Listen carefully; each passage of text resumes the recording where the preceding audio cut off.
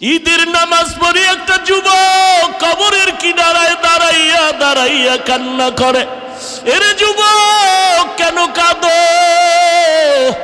বলে গত ঈদে নামাজে যখন আমি রওনা দিলাম, ঈদের নামাজে যাইতে পোশাকটা পরিয়া ঘর থেকে বের হওয়ার সময় আমার মায়ের কাছে দাঁড়াইল। আমার মা আমার মাথায় হাত দিয়া কলিজা ভরে দোয়া করে দিলেন। আমার বাবারে হাতটা ধইরা সাথে নিয়ে ঈদের নামাজ এক জায়গায় দাঁড়াইয়া আদায় করেছে।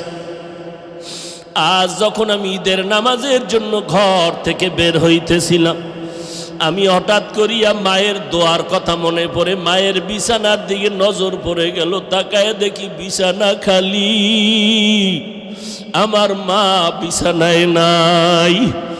নামাজের মুসল্লায় দাঁড়াইয়া দেখি আমার ডান পাশে আমার বাবাই কই? আমার বাবাই তো আমার পাশে আজকে দাঁড়াইলো না। কই আমি আজ এতিমের মতো হয়ে গেলাম। কে আমার একটু মাথায় হাত দিয়ে দোয়া দিবে রে যুবক? ও যুবকের, ওই মা বাবার দোয়া ছাড়া তুমি পরীক্ষায় ভালো নাম্বার পাও নাই। ওই মা বাবার চোখের পানি আর দোয়া ছাড়া আমি হাফিজুর রহমান চেয়ারে বসতে পারি নাই। ওই মা বাবার চোখের পানি আর দোয়া ছাড়া তুমি মাওলানা মুফতি হইতে পারো না রে যুবক। ওই মা বাবার দোয়া ছাড়া তুমি টাকার মালিক, বাড়ি গাড়ির মালিক, সম্মানের চেয়ারের মালিক হতে পারো নাই। ওই মায়ের কথা মনে যদি থাকে রে যুবক, ওই মায়ের কথা বলিয়া কে কাঁদাইছো? পায়ে হাত রেখে বলি, যা যদি মা বেঁচে থাকে পাও ধরিয়া ক্ষমা নাও। কারণ মায়ের চোখের পানি ছাড়া তুমি আজকে টাকার মালিক হতে পারো নাই। ওই মাকে ধমক দিয়ে কত চোখের পানি ফালাইছো রে সন্তান। ওই মা তোরে যদি দোয়া না করে তোর জন্য জাহান্নাম হারাম হয়ে যাবে। ওই বাবারে ভুলিয়া কেমনে আরামে ঘুমাও? ওই মাকে ভুলিয়া কেমনে আরামে ঘুমাও? ও যুবক, এত নিষ্ঠুর কেন হইলি? চোখেও কি একটু পানি আসবে না রে বাবা? ওই মাকে হারাইয়া বাবারে হারায়া কেমনে ঘুমাও? এক ফোঁটা চোখের পানি ছেড়ে দিয়া দোয়া কর। ওই বাবাই কবরের থেকে দোয়ার অপেক্ষায় তাকাইয়া আছে। ওই বাবার চেহারাটাও কি মনে পড়ে না রে সন্তান? ওই মায়ের চেহারাটাও কি মনে পড়ে না রে সন্তান? এত নিষ্ঠুর কেন হইলি রে বাবা? ওই মা বাবার চেহারাও কি মনে পড়ে না? অন্তরে কি একটু মায়া আসবে না রে বাবা? আল্লাহর নবী সাহাবী ওমরের সামনে দাঁড়ায় বান্দা কান্না করে আর বলেন, খলিফাতুল মুসলিমিন, আমি যুদ্ধের ময়দানে যাব না। আমার স্ত্রী আমাকে সান্ত্বনা দিয়া বলে, স্বামী তুমি যুদ্ধের ময়দানে যাও, আল্লাহ তাআলা আমাকে হেফাজত করবে। হেফাজতের মালিক আমার আল্লাহ, আর কেউ হেফাজত করতে পারবে না। ও পর্দার আড়ালের আম্মা জান, দুনিয়ার থেকে একদিন চলিয়া যাবেন, 5টা সাদা কাফনের প্যাকেট হয়ে যাবে। দুনিয়ার কোনো মহিলারাও 2 দিন কথা বলবে আর খবর নিবে না। কিন্তু পায়ে হাত রেখে বলে যাই রে মা, ভালো কোরআনওয়ালা একটা সন্তান যদি দুনিয়াতে রেখে যাও রে মা, ওই সন্তানকে দেখে দেখে দুনিয়াওয়ালারা দোয়া করবে। ও যুবক, স্কুলে পড়ো, কলেজে পড়ো, আলহামদুলিল্লাহ বাধা নাই, তবে মা বাবার দোয়া নাও, ওই মায়ের আদর্শ নিয়ে চলো। এরে আম্মা জান, এই দুনিয়াতে ভালো ভালো সন্তান হওয়ার পেছনে মায়ের অবদান, মায়ের আদর্শ। এরে আম্মা জানেরা, ও আব্বা জানেরা, কলিজা ভরিয়া দোয়া করিয়া সন্তানকে ডাক্তার বানাবেন, তবে বেয়াদব বানাবেন না। সন্তানটাকে ইঞ্জিনিয়ার বানাবেন, তবে অনুরোধ বেয়াদব বানাবেন না। সন্তানটাকে আপনি একজন প্রফেসর বানাবেন, তবে অনুরোধ বেয়াদব বানাবেন না। আপনাদের আদর্শ দিয়া সন্তানকে মানুষ বানাইয়া যাবেন, আল্লাহর কোরআনটা সিনায় ঢুকাইয়া দিয়া যাবেন রে মা বাবারা। সন্তান যদি ডাক্তার হয় আর কোরআন পড়নেওয়ালা হয়, আপনাদের জন্য কলিজা ভরে কবরের কিনারায় কোরআন পড়ে দোয়া করবে, এলাকার মুরব্বীরা দোয়া করবে। মা দুনিয়া থেকে মরিয়া গেল, একটা ভালো সন্তান রাখিয়া গেছে, ওই সন্তানের ব্যবহারে আলেমরা খুশি হবে, মুরব্বীরা খুশি হইয়া দোয়া করবে। শুধু সন্তান দোয়া পাবে না, আপনার ভালো সন্তানের কারণে আপনি মাও কবরে বসে বসে দোয়া পাইতে থাকবেন রে আম্মা জান।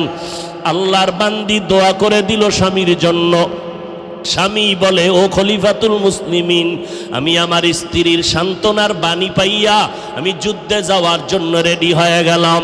যুদ্ধের প্রস্তুতি নিয়ে যখন বের হব, ঠিক এমন সময় আমার স্ত্রী আমাকে আবার একটা পরামর্শ দিল, ও স্বামী আমার, তুমি আমাকে ঘরে একা রেখে যাইতেছো, 2 রাকাত নামাজটা পড়িয়া দোয়া করিয়া যাও, আমার গর্ভে একটা বাচ্চা আছে, আল্লাহর কাছে দোয়া করো হেফাজতের জন্য। খলিফাতুল মুসলিমিন ওমর, আমার স্ত্রী আমাকে পরামর্শ দেওয়া মাত্র আমি সুন্দর করিয়া ওযু বানাইয়া নামাজের মুসাল্লায় দাঁড়াইয়া নামাজ 2 রাকাত পড়িয়া মালিকের দরবারে হাত উঠাইয়া কান্না করে বললাম, ও আল্লাহ, আমার স্ত্রীর গর্ভে বাচ্চা তুমি হেফাজত করিও, আমার স্ত্রীর বাচ্চাটারে তুমি হেফাজত করিও রে আল্লাহ। আমি তোমার রাস্তায় বের হয়ে গেলাম। দোয়াটা করিয়া যখন বের হয়ে গেলাম, আমার স্ত্রী দরজা বন্ধ করে দিল।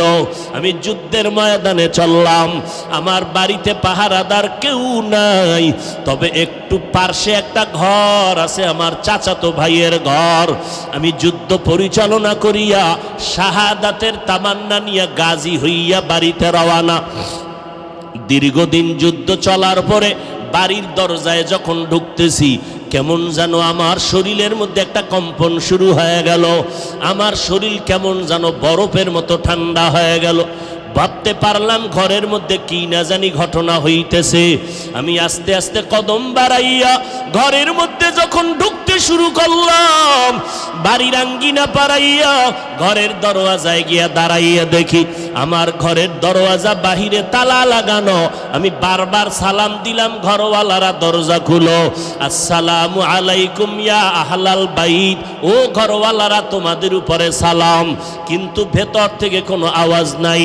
এই আমি যখন চিৎকার দিলাম, কেউ কি ঘরে নাই? হঠাৎ করে দেখি আমার চাচতো ভাই ঘর থেকে বের হয়ে গেল। আমার চাচতো ভাই আসতে না আসতে দেখি চাচতো ভাইয়ের চোখের কোঠায় পানি দেখা যায়। আমার চাচতো ভাইকে বললাম, কই আমার বিবি কই, তুই কেন কাঁদো? আমার চাচতো ভাই বলে, ভাইজান, তোমার স্ত্রী তুমি যাওয়ার পর হঠাৎ করে অসুস্থ হয়ে মারা গেল। তাই নাকি? বলে, হ্যাঁ, আমরা সাথে সাথে দাফন কাফনের ব্যবস্থা করেছি, ঘরের মধ্যে তালা লাগায় দিলাম। এরপরে কি হালাত? বলে, এরপরে আর কোনো আওয়াজ নাই। এবার আল্লাহর বান্দা বলে, খলিফাতুল মুসলিমিন, আমি নিজেরে কন্ট্রোল করতে পারতেছি না। সন্ধ্যা ঘনিয়ে আসলো। আমি বললাম, এ ভাই, চল আমার স্ত্রীর কবরটা কোথায় দেখব। আমি আমার চাচতো ভাইকে সাথে নিয়া কবর দেখার জন্য যখন আমি হাঁটতেছি, বাড়ির পেছনে বাঁশবাগান, যখন আমি কবরের দিকে রাতের অন্ধকারে ঢুকতেছি সন্ধ্যার পরে, হঠাৎ যত আগাই ততই দেখি আলো। বাগানের ভিতরে এত সুন্দর আলো জ্বলতেছে, কিসের বাতি? ভাইটাকে জিগাইলাম, কোনো বাতি লাগাইছো? কয়, খোদার কসম কোনো বাতি লাগাই নে। ও আল্লাহর বান্দারা, ভালো করে শুনো, এমন সন্তানের মা বাবা হইয়া কি লাভ হবে? যেই মা বাবারে সন্তান সালাম দিবে না, এমন সন্তানের মা বাবা হইয়া কি লাভ হবে? যেই সন্তান মা বাবার খেদমত করবে না, এমন মা বাবার সন্তান দুনিয়াতে রেখে কি লাভ হবে রে মা ও বাবাজিরা? যেই সন্তান তোমার ইজ্জত নষ্ট করবে, মায়ের ইজ্জত নষ্ট করবে রে বাবা। এবার আল্লাহর বান্দা বলে, আমি যত কবরের দিকে আগাই দেখি কবরের উপরে আলো জ্বলতেছে। আলোটা দেখতেছি ডাইরেক্ট উপর দিকে গিয়া পুরা আসমানটা আলোকিত হয়ে গেল। আমি হঠাৎ কবরের কিনারায় গিয়া দাঁড়াইয়া দেখি কবরের ঠিক মধ্যখান থেকে একটা বাতি জ্বলতেছে। কিন্তু বাতিটার কোনো আকৃতিও খুঁজে পাই না, শুধু আলোই দেখতেছি। এবার চাচতো ভাইকে বললাম, এখানে আলো আসলো কোথার থেকে? বলে জানি না। যেদিন আমরা দাফন করিয়া গেলাম এর কয়েকদিন পর থেকেই দেখি কবর থেকে আলো জ্বলতেছে। এবার আমি চিন্তা করলাম আলোটা কেন জ্বলে, আমি কবরটার মাটি উঠাইয়া ভেতরে দেখব। আমার চাচতো ভাইটাকে বললাম, রে ভাই, কবর খনন করার হাতিয়ার যন্ত্র নিয়ে আসো, আমি কবরটা খনন করে দেখব। আমার ভাইটা যখন ঘরের দিকে রওনা দিয়া চলে যাইতেছে, আমি এদিকে দাঁড়ায় আছি আর চোখের পানিগুলো পড়তেছে। তার আমার ভাই যন্ত্র আনতে না আনতে আমার ভাই ঘরের মধ্যে যাইয়া পৌঁছতেও পারে নাই। আমি নজর করে দেখি কবরটা মাঝখান দিয়া ফাঁকা হয়ে গেছে। আমি একটু নজর দিয়ে দেখি আমার স্ত্রীর বুকের উপরে ওই সন্তানটা খেলাধুলা করতেছে, আর ওই সন্তানের ফুটন্ত আলোটা উপরের দিকে যাইতেছে। আমি এবার সন্তানটাকে ধরার জন্য একটু চিন্তা করতেছি, হঠাৎ করে গাইবি আওয়াজ কে যেন আমাকে বলে, ভেতরে নাম, ওই সন্তানটারে কোলের মধ্যে জড়াইয়া তাড়াতাড়ি বের হয়ে যাও। আমি নিচে নামার পর ওই সন্তানটাকে কোলের মধ্যে জড়াইয়া উপরে উঠতেছি। আবার আওয়াজ কে যেন আমাকে গাইবি আওয়াজ দিয়া কয়, এই আল্লাহর বান্দা, যুদ্ধের ময়দানে যাওয়ার সময় নামাজে দাঁড়াইয়া আল্লাহর কাছে দোয়া করেছিলি স্ত্রীর গর্ভের বাচ্চাটারে হেফাজত করো, সাথে সাথে আরশে আজিমে তোর দোয়া। মিশরের জমিনে দাঁড়াইয়া পয়গম্বর ইউসুফ আলাইহিস সালাম, মিশরের মধ্যে দুর্ভিক্ষ, খানা নাই, লাইনে দাঁড়ায়া ইউসুফ নবী চেয়ারের মধ্যে বসলেন, অর্থমন্ত্রীর দায়িত্ব নিয়ে খানা দেয়। লাইনে দাঁড়ায় দাঁড়ায় সবাই খানা নেয়। হঠাৎ ইউসুফ নবী তাকায় দেখলেন একটা যুবক লাইনে দাঁড়ানো। ইউসুফ নবীর নজর পড়ে গেল, যুবকের নজরটাও খানার দিকে না, ইউসুফের চেহারার দিকে। সামনে যখন দাঁড়ায় গেল, লাইনে আসতেছে, সবাই ব্যাগ নিয়ে খানা নিয়ে যায় মেপে মেপে। সিরিয়ালে যখন দুপুরে যুবক দাঁড়ায় গেল, লোকেরা কর্মচারীরা বলে, তোমার খানা নেওয়ার ব্যাগ কই? কয় ব্যাগ নাই। খানা নিবা কিতে? কয় নিব না। তো আসছো কেন? এত কষ্ট করে লাইনে দাঁড়াইছো। বলে বেয়াদবি মাফ করে দাও, মন্ত্রী মহোদয়ের সাথে আমি কানে মুখে একটু আওয়াজ দিয়ে কথা বলবো। ইউসুফ নবীর চেহারার নজরটাও তো লেগে গেছে যুবকের উপর।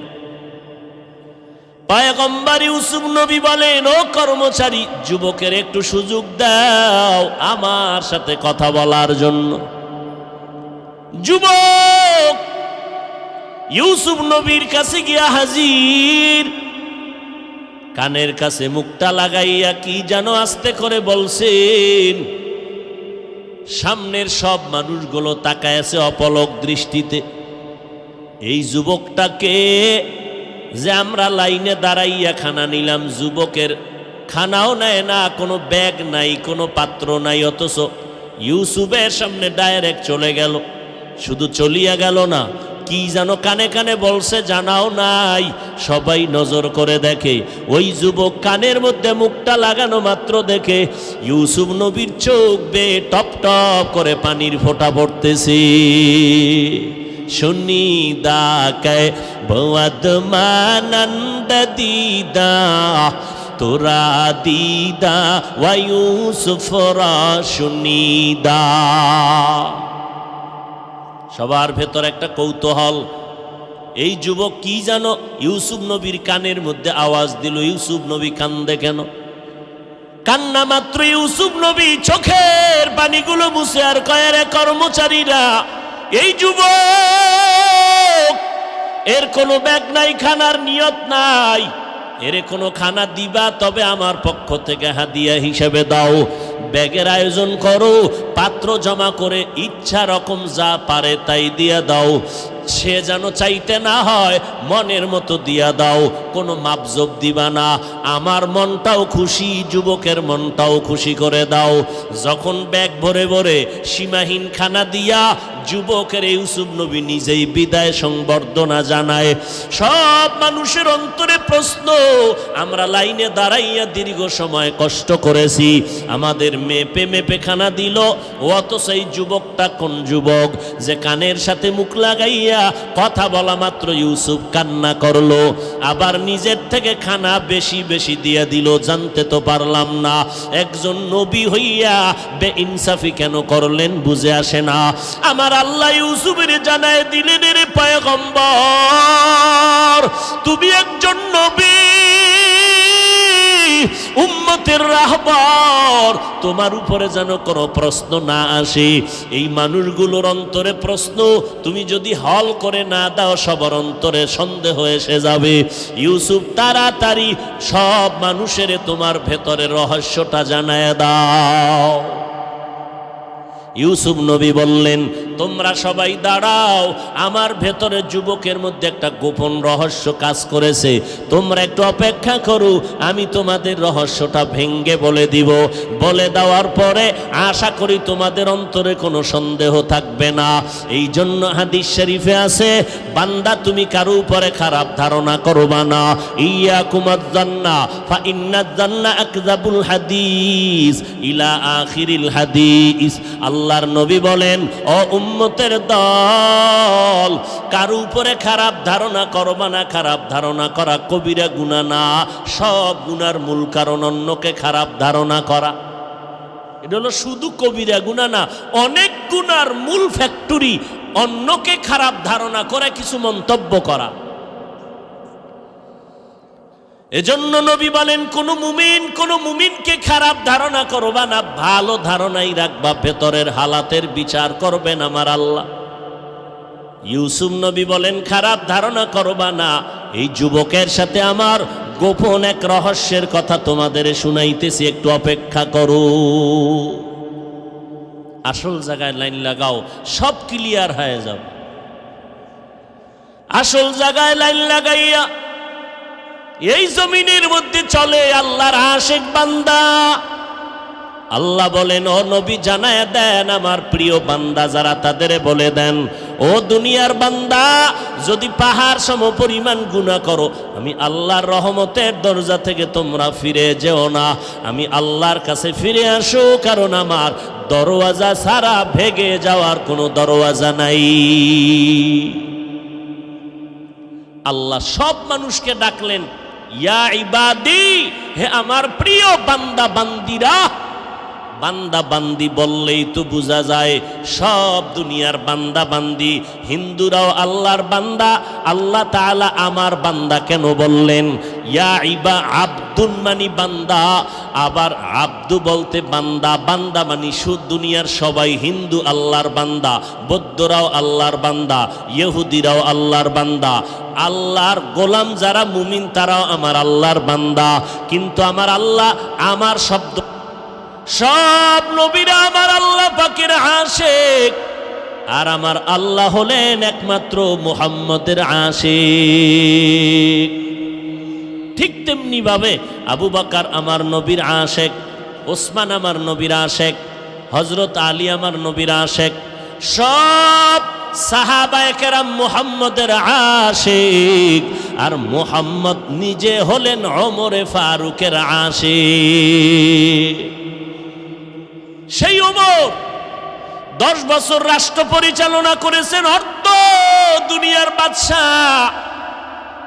যেই ওমর অর্ধ জাহানের খলিফা হইয়া কোনো বডিগার্ড নাই, সিকিউরিটি গার্ড নাই, একা একা রাস্তায় চলে, কোনো গার্ড নাই, অর্ধ দুনিয়ার রাষ্ট্রনায়ক, কোনো গার্ড নাই। আরে আমার গার্ড লাগবে কেন? আমার দেখলে শয়তান দৌড়ায়, তো আমার গার্ডের দরকারটা কি? ওমর কেমন যে শয়তান দেখছে মাত্র দৌড়, কেমন বেডা যে শয়তান দেখলে ফালায়। আমগো বাঙালি এক চোরায় কয়, আলহামদুলিল্লাহ হুজুর, শয়তান আমারে দেখলেও ফালায়। বিষয় তুমি ওমর নি? কয় না, তো শয়তান ফালায় কেন? কয় আমি এত বড় শয়তান, যেই দরজায় কিছু আকামের খবর আমি জানি, এটা শয়তানও জানে না। ওমরে ফারুক বসে আছেন খেলাফতের মসনদে। হঠাৎ তাকায় দেখতেছেন পয়গম্বরের সাহাবী যায়েদ বিন আসলাম রাদিয়াল্লাহু তাআলা আনহু বর্ণনা করেন ঘটনাটা তার আব্বাজান থেকে। ওমরে ফারুকের আমল চলতেছে, হঠাৎ করে তাকায় দেখেন এক আল্লাহর বান্দা একটা শিশু বাচ্চা কাদের মধ্যে নিয়ে চুমা খায়ার হাঁটতেছে মজলিসের ভেতরে। ওমরের নজর পড়ে গেল। ওমর ডেকে বলে, এই আল্লাহর গোলাম দাঁড়াও, বাচ্চাটারে কাদের মধ্যে নিয়ে তো আদর করো। তোমার মতো যদি সব বাবা হয়ে যাইতো সন্তানের আদর করনেওয়ালা, এই জমিনটা বেহেশতের বাগান হয়ে যাইতো। ওমরের এই আওয়াজটা পাইয়া যায়েদ বিন আসলাম বলেন, ওমর এই আওয়াজ পাওয়ার পর কথা বলা মাত্র ওই বাচ্চার বাবার কানের মধ্যে গিয়ে আওয়াজটা লাগলো। বাবা চোখের পানি ছেড়ে ডেকে বলেন, খলিফাতুল মুসলিমিন, এই বাচ্চাটা আমি কাদের মধ্যে নিয়া এত আদর করার কারণ হলো এই বাচ্চাটা জমিনের উপরের কোনো সন্তান না, এই সন্তানটা হলো আমার মাটির নিচের সন্তান। এটা জমিনে কোথাও জন্ম হয় নাই, এটা মাটির নিচ থেকে আমি নিয়ে এসেছি। এটা জমিনে কোনো ফ্যাডে হয় নাই, কোনো মহিলার ফ্যাডে এটা জমিনে জন্ম নেয় নাই, আমি মাটির ভিতর থেকে গিয়ে নিয়ে এসেছি এই সন্তান। ওমর আশ্চর্য হয়ে গেলেন, ভাইজান এটা কেমন কথা? দুনিয়ার মায়ের গর্ভ থেকে সন্তান তো আসার কথা, আপনার সন্তান কেমন মাটির ভেতর থেকে নিয়ে আসলেন একটু জানতে চাই। এবার আল্লাহর বান্দা বাচ্চাটারে কাঁধে নিয়ে চোখের পানি ছেড়ে কান্না করতেছেন আর বলতেছেন, খলিফাতুল মুসলিমিন, এর পেছনে 1 মিনিটের কথা না, এর পেছনে জড়িত আছে আমার জীবনের সব ইতি কথা। हकीकत से तू दुनिया बेखबर है, दुनिया की नुमाइश पर नजर है, नमी गुयम के आज दुनिया जुदा बाश बहर कारे के बाशी बा खुदा बाश। ওমর বলে, ঘটনা দীর্ঘ হোক, আমাকে শুনাইতেই হবে, আমি তোমার ঘটনা জানতেই হবে, অন্যদের জন্য হতে পারে এটা বড় উপদেশ, এটা বড় ইবারত। এবার আল্লাহর বান্দা নির্বিঘ্নে এক জায়গায় বসলেন, মজলিসের মধ্যে ওমর বসা, ওমরে ফারুক বসা। এবার ঘটনার রীতি টানতেছেন খলিফাতুল মুসলিমিন। আল্লাহ পাকের কুদরতের আওয়াজ, আমার জীবন বড় জীর্ণ শীর্ণ, জমিনের মধ্যে চলার মতো তেমন কোনো পথ আমার নাই। আমি নবীর সাহাবীর মোহাব্বতে চলতেছি ঈমানের পাওয়ার নিয়ে। আমার ঘরে আমার স্ত্রী আর আমি বসবাস করি, আর কেউ নাই। জীবন চলতেছে কষ্ট করে করে, ঘরের মধ্যে সংসার চালাই। আমার বিবির পর্দার বাহিরে নেই না, আমি দিনের বেলা কাজ করে যা পাই তা দিয়ে আমার সংসারের ঘরের মধ্যে খানার আয়োজন করি। আমার স্ত্রী ঘরের মধ্যে থেকে পর্দা রক্ষা করে নামাজ, যখনই ঘরের কিনারায় গিয়ে সালাম দেই, আমার স্ত্রীকে আমি সালাম দিতে দেরি, জবাব পাইতে মোটেও দেরি হয় না। আমি বললাম, ও বিবি তুমি কি ঘুমাও না? আল্লাহর বান্দি বলে, ও স্বামী আমার, তুমি যখন বাহিরে যাও, আমি যদি নিশ্চিন্তে ঘুমায় যাই তাহলে তো আমার হক আদায় হবে না। তুমি আমার মুখে হাসি ফুটাবার জন্য দিন নাই রাত্র নাই বাহিরে কষ্ট করো, টাইম মতো খানা খেতেও পারো না, টাইম মতো ঘুমাইতেও পারো না। আমি এই কথা চিন্তা করে ঘুমাই না, আমি জায়নামাজে বসে বসে স্বামী তোমার জন্য দোয়া করি, আল্লাহ আমার স্বামীরে তুমি হেফাজত করে নাও, আর আমার স্বামীর কামাই রুজিতে তুমি বরকত বাড়ায়া দাও। আল্লাহর কসম, এমন একটা স্ত্রী যদি পাইয়া থাকো রে মুমিন, তুমি বাইরে বাইরে কষ্ট করবা, তোমার স্ত্রী ঘরে বসে নামাজ পড়বে, যায় নামাজ বিছাইয়া দোয়া করবে, জান্নাতের বাগান তুমি পেয়েছো। মদিনার নবী বলেন, আমি মুহাম্মদের জীবনটাও শুরু জীবনটাই এমন ছিল। আম্মা জান আয়েশা বলেন, আমি দেখি নবী আমার হুজরায় বসে কান্না করেন। আমি আয়েশা ভয় পেয়ে গেলাম, ও পয়গম্বর কেন কাঁদেন? আমি আয়েশার কোনো বেয়াদবি হয়েছে নাকি বলে কেন? আয়েশা রাদিয়াল্লাহু আনহা বলেন, পয়গম্বর 6 বছর বয়সে আমার সাথে আপনার বিয়া হয়েছে। আমি আয়েশার বয়স কত? 6 বছর আমি আয়েশার বয়স। আপনার সাথে তখন আমার বিবাহের বন্ধন হলো। আমি আয়েশার যখন 9 বছর বয়স হলো তখন আমি আপনার ঘরে আসলাম। ও পয়গম্বর, আমার বয়স মাত্র চলতেছে এখন 10, 11, 12। আম্মা জান আয়েশার 6 বছরে বিয়া, 9 বছরে নবীর ঘরে আসলেন। আম্মা জান আয়েশা রাদিয়াল্লাহু আনহার 18 বছর যখন হলো তখন আমার নবী দুনিয়া থেকে বিদায় হয়ে চলে গেলেন। আর আমার এলাকায় আমার বোনের বয়স 20-25 হইয়াও যায়, এরপরও বিয়ার খবর নাই। আর আম্মা জানের সাথে নবীর বিয়া হইল কয় বছরে? জোরে খন। 6 বছর। নবীর ঘরে গেলেন কয় বছরে? 9। নবীর ঘরে নবী বিদায় নিলেন কয় বছরে? 18। নবীজির ঘরে যাইয়া আম্মাজান সময় কাটাইলেন কয় বছর? হিসাব বুঝেন না? 6 বছরে বিয়া, 9 বছরে ঘরে গেলেন, 18 বছরে নবী বিদায়। থাকলেন কয় বছর? 9 বছর। এরে চার নাজিরপুর এলাকার আম্মাজান, ভালো করে শুনেন। আম্মাজান আয়েশা রাদিয়াল্লাহু আনহা 9 বছর আমার নবীর সংসার করলেন, মাত্র টোটাল 18 বছর। এই 9 বছর আমার নবীর সোহবতে থেকে আম্মাজান আয়েশা নবীর কি বরকত পেয়েছেন।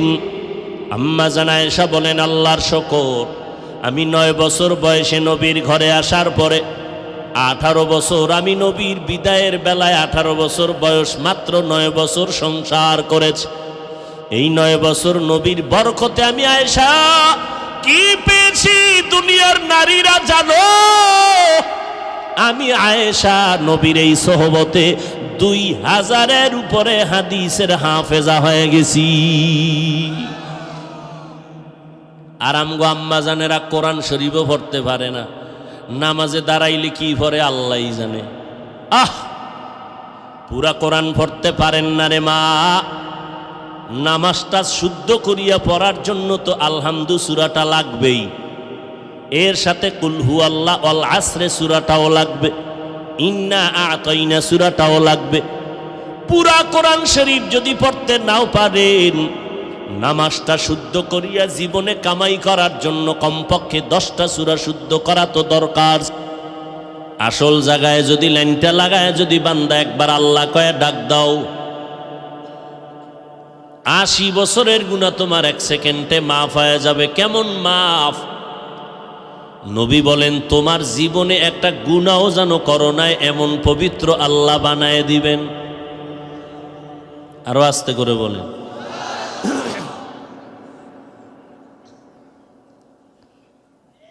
আল্লাহ, বয়ান শুনবেননি কেউ? যেই শীত, আবার নদী পার হয়ে আইছেন।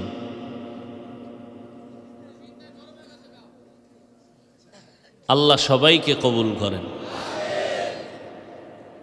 জিন্দগি মে বন্দেগি তো করনা হে,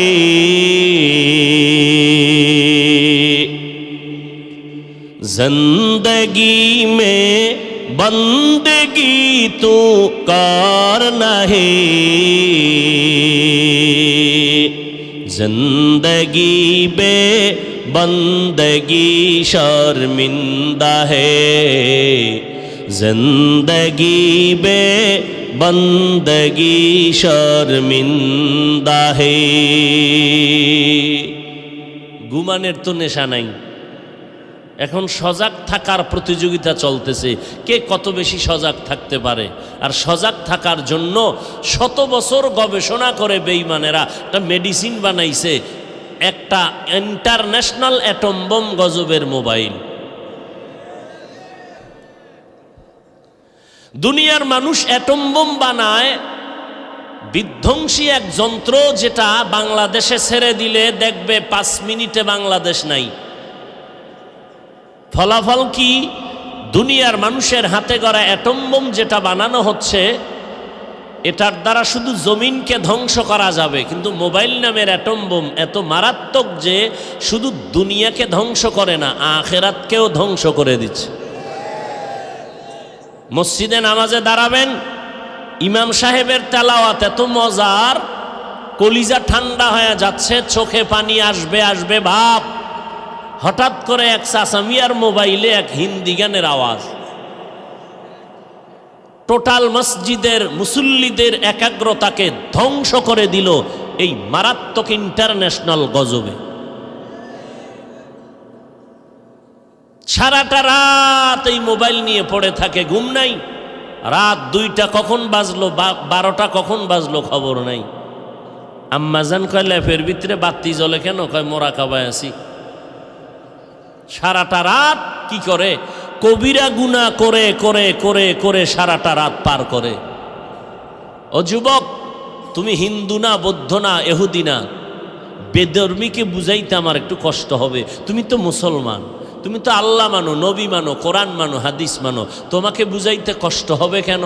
তোমার মরণের মধ্যে যদি আজরাইল আসে ঘুমের ভেতরে, আর এসে যদি দেখে তুমি মোবাইলে বেগানার ছবি দেখতেছো আর গানের তার কানে লাগানো, আর এই অবস্থায় আজরাইল যদি আসে ধাক্কাটা দিয়েই বসে, আগামীকাল কবরে গিয়া কি জবাব দিবা?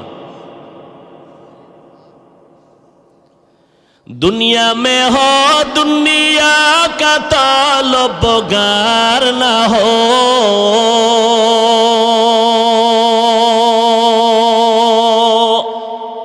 बाजार से गुजर हो खरीदार ना हो,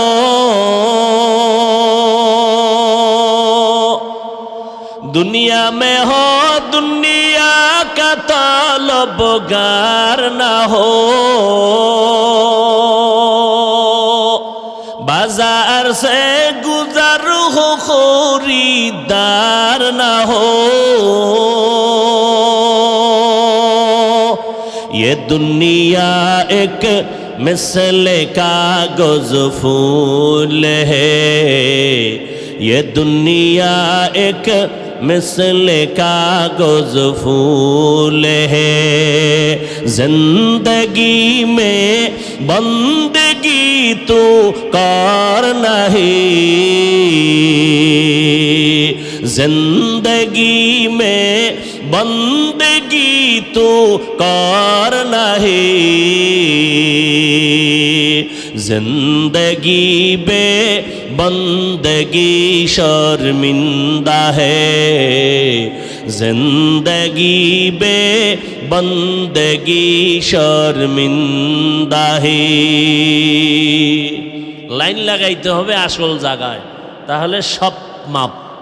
সব এমপি সাহেব পার্লামেন্টে ঢুকতে পাস লাগে, পাস। আপনি ঢুকতে তো আরো বিপদ। কিন্তু এমপি সাহেবের সাথে যদি সম্পর্ক থাকে, পার্লামেন্টের গোড়ায় যদি সিকিউরিটি গার্ড বলে পাস কই, এমপি বলবে আমার বন্ধু, বলে ঠিক আছে স্যার। বাদশাহ হারুন আর রশিদ ওজিরে আজমকে নিয়ে রাস্তা দিয়া যাচ্ছে, কোথাও সফরে যাবেন। হঠাৎ করে তাকায় দেখেন রাস্তার পাশে একটা জমিনের মধ্যে এক বুড়া মানুষ ফলের গাছ লাগায়। বাদশাহ হারুন রশিদ বলে, বুড়া মিয়া আপনার বয়স কত? বলে 60-এর উপরে। আপনি যে কষ্ট করে রৌদ্রের মধ্যে কষ্ট করে গাছটা রোপণ করেন, ফলের গাছ হবে কবে? ফল খাবেন কবে? বুড়ায় কয় খোদার কসম আমি এই ফল খাওয়ার জন্য গাছ লাগাই না। তাহলে এত কষ্ট কেন করেন? বুড়ায় কয় গাছ লাগাবো আমি, খাবে আমার পরজন্ম ভবিষ্যতে সন্তানেরা। যেমন আমগো আম্মা আব্বারা ফল লাগায় গেলেন, আমরা খেয়েছি। আমি কষ্ট করে গাছ রোপণ করে যাব, আমার সন্তানেরা খাবে। মুরব্বীর মাথায় বুদ্ধির জবাব পাইয়া বাদশাহ হারুন রশিদ খুশি হইয়া 1000 টাকা হাদিয়া দিল। মুরব্বী লাগেনি, কথা কয় না। এমন একটা যুগ আইছে, এখন মানুষ ইয়াং জেনারেশন মুরব্বী পছন্দ করে না। না দুনিয়ার লাইনে মুরব্বী পছন্দ করে, না আখেরাতের লাইনে। আখেরাতের লাইনে যারা জান্নাত চায় এরা বলে আমাকে কোনো মুরব্বী লাগে না, আমরা নামাজ পড়বো, জিকির করবো, তসবি টানবো, বাস জান্নাত রেডি। আবার আলেমের কাছে, পীর সাহেবের কাছে যাব কেন? মুরব্বী মানতে প্রস্তুত না। দুনিয়ার লাইনেও বলে মুরব্বী লাগবে না। মুরব্বী ছাড়া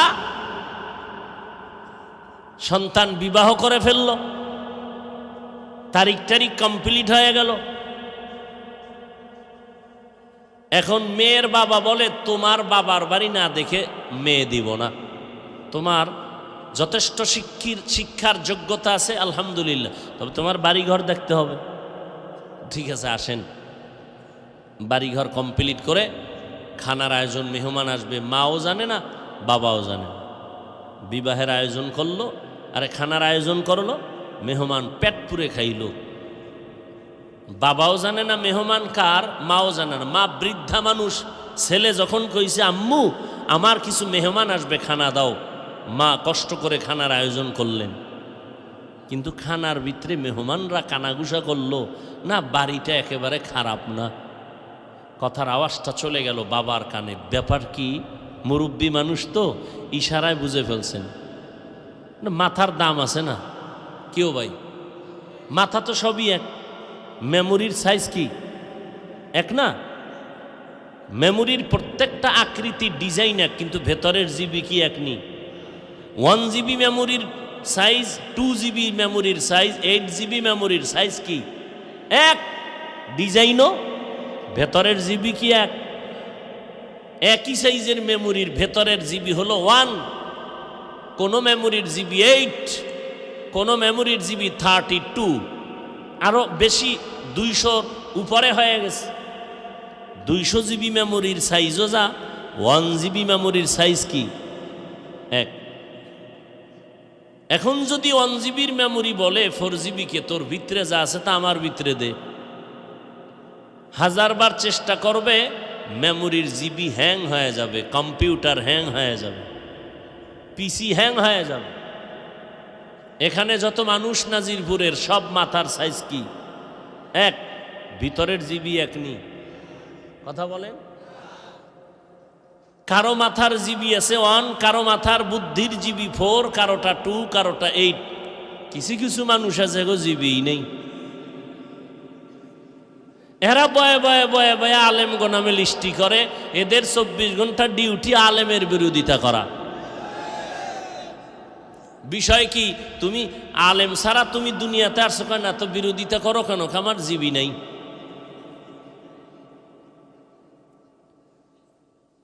হায় হায় হায়,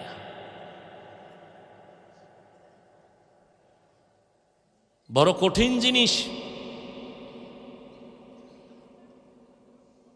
বাদশাহ হারুন রশিদ মুরব্বীর কথা শুনে 1000 টাকা জাগাত পুরস্কার দিছে। মুরব্বী কয় মানুষ গাছ লাগাইয়া ফল খায়, 1 বছর পর আমি পাইছি নগদ।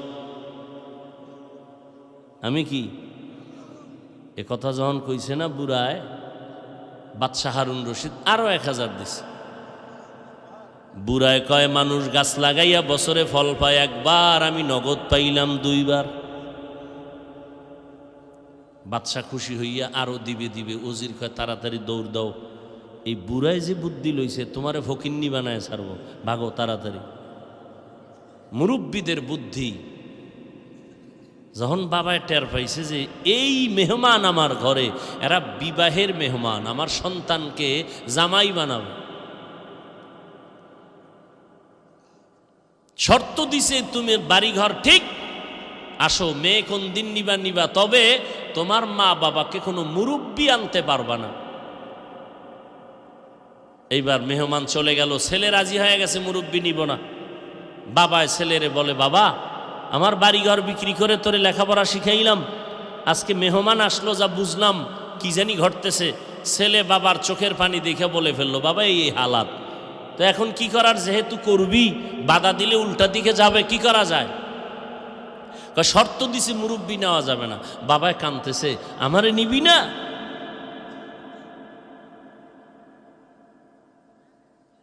সন্তান বলে, নিতে মনে চায় কিন্তু কৌশল, গেলে তো দিবে না। কয় এটা বাক্সা বানাই আমার ভিতরে করে নিয়ে যায়, কাজে লাগতে পারে।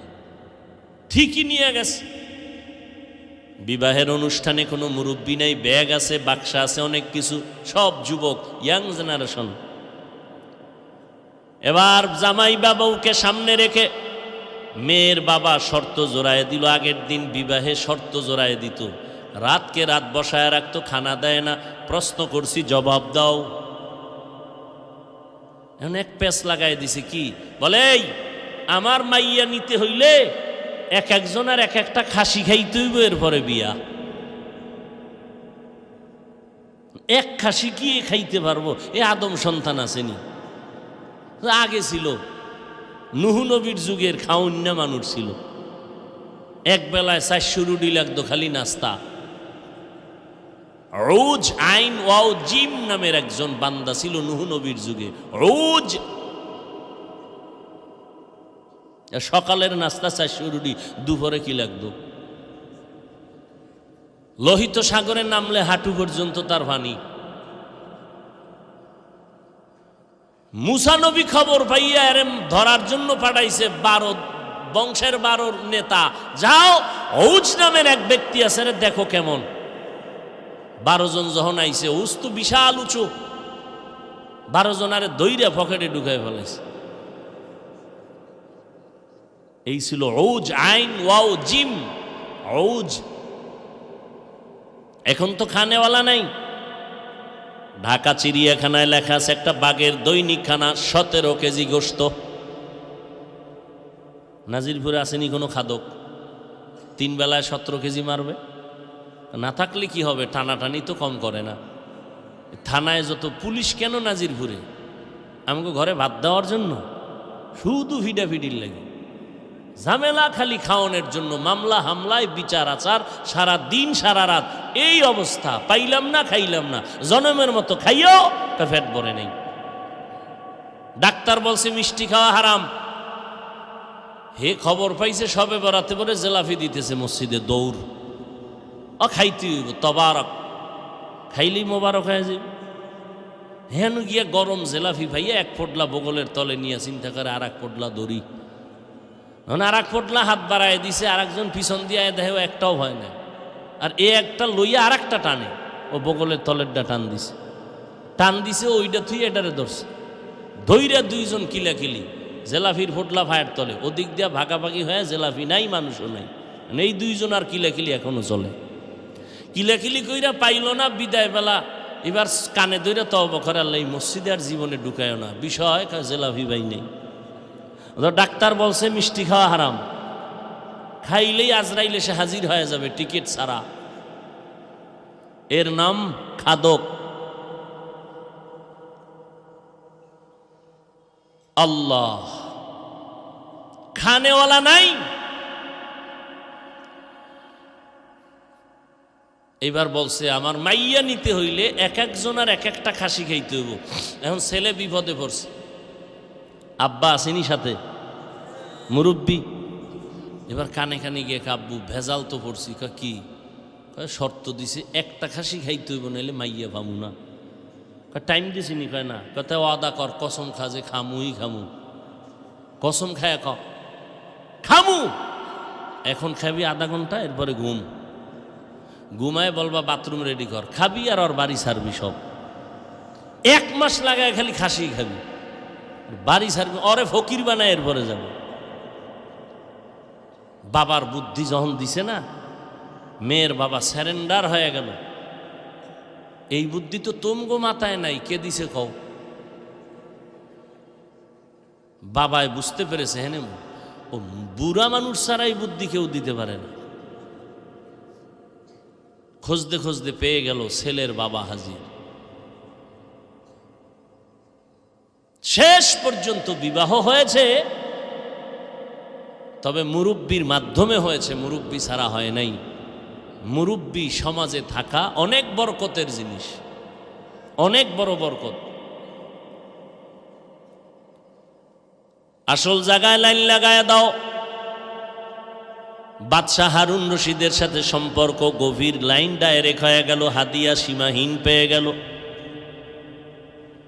মোহাব্বতের একটা সূত্র আছে, আমি আল্লাহর সাথে বান্দার সূত্রের নাম, মোহাব্বতের সূত্রের নাম হলো ইবাদত। ওয়ামা খালাকুতুল জিন্না ওয়াল ইনসা ইল্লা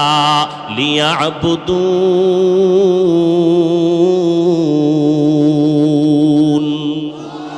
মা খালাকুতুল জিন্না ওয়াল ইনসি বাখা জুজ ইবাদত নিস্তে মাকসুদ আজ্জাহা। আল্লাহ তাআলার সাথে বান্দার সম্পর্কের নাম ইবাদত। যারা ইবাদত করবে তারা আব্দু বা বান্দা, যার ইবাদত করবে তার নাম হবে মাবুদ। আমার আল্লাহ মাবুদ, আমরা তার বান্দা বা গোলাম। আমাদের সাথে আল্লাহর সম্পর্কের নাম হলো ইবাদত। এই সূত্রে আমার আল্লাহ বান্দা বলে ডাক দিলেন। মুমিন ডাক দিলে তো শুধু মুমিন, বেঈমান বাদ। আল্লাহ তওবার পথে ডাক দিয়া কয়, আমার বান্দা যারা, আয় আয় আমি তোর জীবনের গুনাহ মাফ করে দিব। হিন্দু থাকলে আয়, তওবা করবি, আমি মাফ করে জান্নাত দিয়া দিব। বৌদ্ধ ধর্ম পালন করো, আয় আমি আল্লাহ তোরে মাফ করিয়া দিব, কারণ তুই আমার বান্দা, আর কারো বান্দা না। আমরা কার বান্দা? আরো জোরে বলেন। বান্দা বললেই তো প্রমাণ আমার আল্লাহর বান্দা। এরপরও আল্লাহ আলাদা করে কেন বললেন তোমরা আমার বান্দা? আমার কেন বলেছেন? আসমানকে বানাইছেন, জমিনকে বানাইলেন। আল্লাহ আসমান বানায় বলেন নাই আমার আসমান, জমিন বানায় বলেন নাই আমার জমিন। সূর্য বানাইছেন আল্লাহ, কিন্তু বলে নাই আমার সূর্য। চাঁদ আল্লাহ বানাইছেন, কিন্তু বলেন নাই আমার চাঁদ। মানুষেরে কেন বললেন আমার বান্দা? জমিনও আল্লাহর, কিন্তু আল্লাহ বলে নাই আমার জমিন। ব্যবধান আছে না নাই? মসজিদ কার? জোরে বলেন। আমি শুরুতেই বলছি, বয়ান মুখস্থ করে করা যায় না। অনেক জায়গায় বয়ান করলে শুধু করতেই মনে চায়, আর অনেক জায়গায় বয়ান চেষ্টা করলেও আসে না। এক তো আল্লাহর রহমত, দ্বিতীয়ত ময়দানের বরকত। ময়দানের কি বরকত? আপনাদের আগ্রহের উপরে এবং দোয়ার উপরে বয়ান হবে। কথা বুঝেন নাই? উঠা বসা করা এটা মজলিসের চূড়ান্ত বেয়াদবি। আপনি উঠবেনই তো, ঢুকলেন কেন? আপনাকে জোর করে আনা হয়েছে। আপনি সেই নদী পার করে, কেউ পায়ে হেঁটে, কেউ ভাড়া দিয়ে আসছেন। আপনাকে কেউ টাকা দিয়েও আনে নাই। বলা হয়েছে আসবেন, আপনি নিজ ইচ্ছা আসছেন, আল্লাহর মহব্বতে, রসুলের মহব্বতে, তাই তো? উঠবেন কেন? কি শয়তান আপনার উপরে গালেব হয়ে গেছে? চিন্তা করে এই মজলিসে যদি শেষ পর্যন্ত থেকে দোয়া করে যায় তো সব গুনাহ মাফ। তো ইবলিস কইব, আমি 30 বছর যে তোরে আকাম করাইলাম, আর এক মোনাজাতে সব মাফ হইলে আমার ভ্যালু কই চাকরির? এই জন্য দেখবেন কিছু মানুষ ঘন্টাকে ঘন্টা বসে বয়ান শুনে, 5 মিনিটের জন্য বসে দোয়াটা করার কপাল হয় না। এটা কপালের বিষয়। আরে ভাই, আমি তো গুনাহগার, আমি তো অপরাধী, আমি তো গুনাহগার, আমি তো জাহান্নামী। কিন্তু এই মাঠের মধ্যে বহু আল্লাহর বান্দা আছে জান্নাতি, যারা আমিন বলার সাথে সাথে কবুল হয়ে যায়। আর রসুলের হাদিস সত্য, একজনের মজলিসের আমিন যদি আল্লাহ কবুল করেন, এর বরকতে সবার গুনাহ সাথে সাথে মাফ করে দিবেন। ধৈর্য নাই? শুরুতেই তো বললাম, বাসায় গিয়ে কি ঘুমাইবেন? ঘুম তো নাই, মোবাইল দেখে দেখে কবিরা গুনাহ করবেন। আল্লাহ হেদায়েত দান করুন। আরো জোরে বলেন। চট্টগ্রাম একটা জেলার নাম প্লাস বিভাগ, ওই বিভাগের একটা থানা আছে পটিয়া। কি থানা? কক্সবাজার যাইতে যেই রোড প্রথম পটিয়া থানা, ওই থানার যে পটিয়া থানার উপরে একটা বিশাল মাদ্রাসা, মাদ্রাসার প্রতিষ্ঠাতা বাণী মুফতি আজিজুল হক রহমতুল্লাহ আলাই, জবরদস্ত আলেম, জবরদস্ত কুতুবুল আলম। একদিকে সে আলেম, অপরদিকে সে কুতুবুল আলম।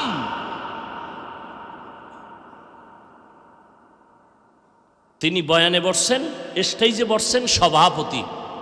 ধৈর্য হবে বলবো। স্টেজে বসছেন কি, পাশে বক্তা বয়ান করতেছেন। বক্তার বয়ান এত রৌনক হয়ে গেল যে মনে হয় ময়দানে কিয়ামতের মাঠ চলতেছে।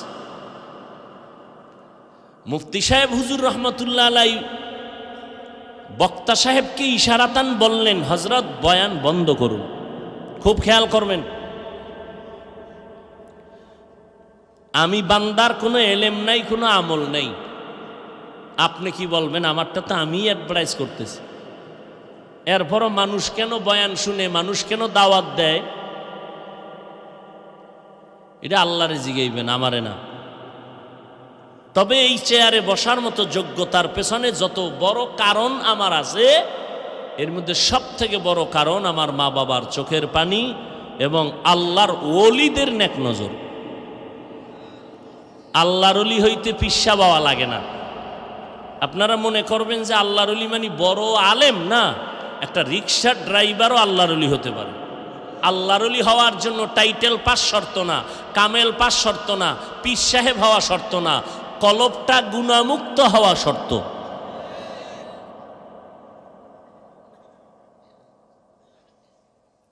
আল্লাহু আকবার। মুফতি সাহেব হুজুর বললেন, এই হযরত বক্তব্য বা বয়ান বন্ধ করুন।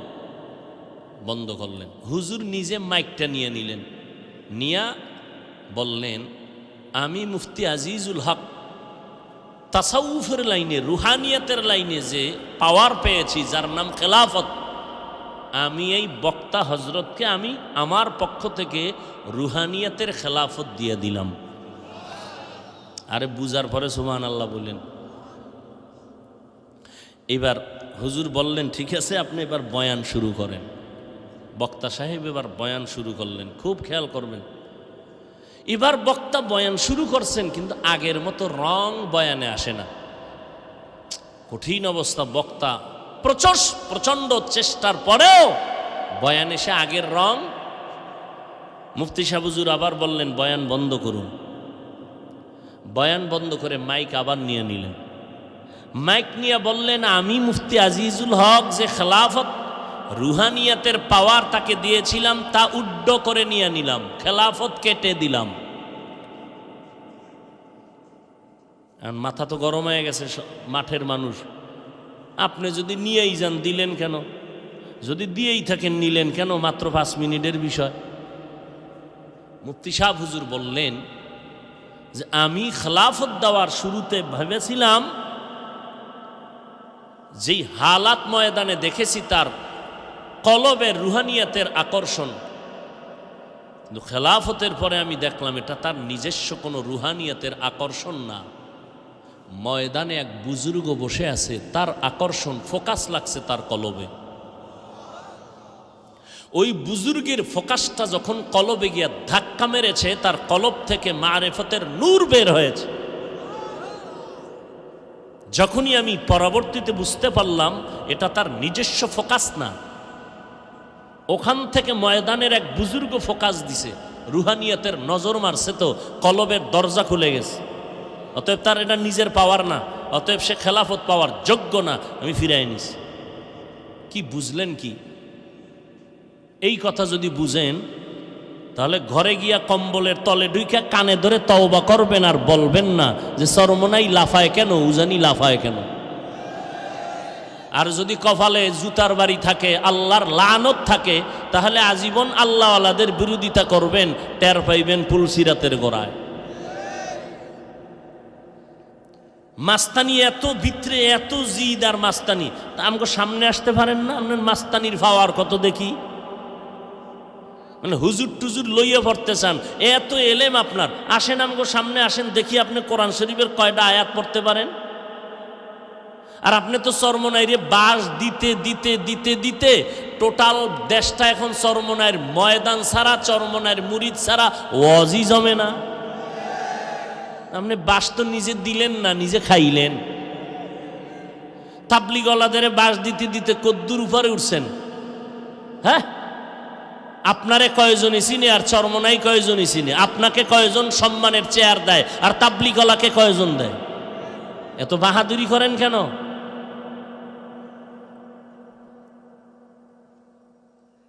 ওয়াজে বসছে, একজনে কাঁদতেছে, এক কপাল পরা কয় কাঁদে কেন? আমি প্রশ্ন করি, ও নিমক হারাম, তুমি কোরআনের বয়ানে বসছো, তোমার চোখে পানি নাই কেন? প্রশ্ন তো আমি করব, তুমি করো কেন? প্রশ্ন তো আমি করব। ময়দান কান্নার ময়দান, তোমার চোখে পানি নাই কেন বলো? অবশ্যই তোমার উপর আমার আল্লাহ বেজার, গুনার কারণে। তোমার উপরে মা বাবা অসন্তুষ্ট, এই জন্য তোমার চোখে পানি নেই। তুমি বাহাদুরি করো, চরমনেওয়ালারা কাঁদে কেন না? মুলাদি থানায় আসামি ধইরা পুলিশ এমন ফিডা দিছে, কোনো কান্না নাই চোখে। আর ওয়াজের প্যান্ডেলে মানুষ কান্না করে, কি মনে করেছ কান্না করাটা চারটিখানি বিষয়? পুলিশে ফিডায় কাঁদে না, আর ওয়াজের প্যান্ডেলে 200 হাত দূরে বৈশা আল্লাহ আল্লাহদের ওয়াজে কাঁদতেছে, কি মনে করেছ চোখের পানি? আর তুমি সমালোচনা করো, কান্দে কেন? আর কালা চশমার হুজুরে লাইভ দেয়, কান্না করার দরকার নাই। আল্লাহ হেদায়াত দান করুন। আমি গুনাহগার, কিন্তু এই ময়দানে বহু আল্লাহওয়ালা আছে, আমিন বলতে দেরি, কবুল হতে দেরি না। হাদিস অনুযায়ী স্পষ্ট আমরা দেখতেছি বহু আল্লাহওয়ালা আছে, একজনার দোয়া কবুল, এই ময়দান কবুল। আল্লাহ, আর একটু সামনে আগাবো না মোনাজাতের দিকে যাব? আল্লাহ কবুল করেন, আল্লাহ মাহফিল কবুল করেন। মাহফিলের বরকতে পুরা এলাকার মধ্যে কবরওয়ালাদের আযাবকে মাফ করে দেন। আল্লাহ পাক এই কবরের মধ্যে জান্নাত দান করেন। যত মুরব্বীরা আছেন বেঁচে, ওলামায়ে কেরাম সহ, আল্লাহ সবার হায়াতে বরকত দান করেন। এই মাহফিলের বরকতে পুরা অঞ্চলের মধ্যে অসুস্থ রোগীকে আল্লাহ সুস্থ করে দেন। ইয়া ইবাদিয়াল্লাযীনা আসরাফু আলা আনফুসিহিম লা তাকনাতু মির রাহমাতিল্লাহ ইন্নাল্লাহা ইয়াগফিরুয যুনুবা জামিআ ইন্নাহু হুয়াল গফুরুর রহিম।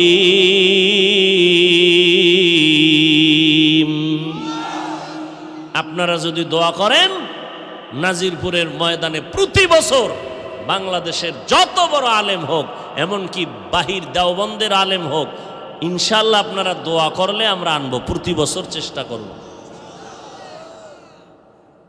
আজকে কি বার? শনিবার। পরশুদিন রাতের বেলা ঢাকাতে চরমনায়ের হজরতদের সাথে বসে বলছি, হুজুর শ্বশুর বাড়ি যাইতেছি, আপনাদেরও যেতে হবে। বলে জানাইও তারিখ যাব। বাংলাদেশের যত বড় বক্তা হোক সব নিয়ে আসবো, তবে আপনাদের দোয়া লাগবে। অ্যালার্জির ব্যারাম থাকলে আনা যাবে না। আল্লাহ সব ভাইকে হেদায়াত দান করুন। আরো জোরে বলেন।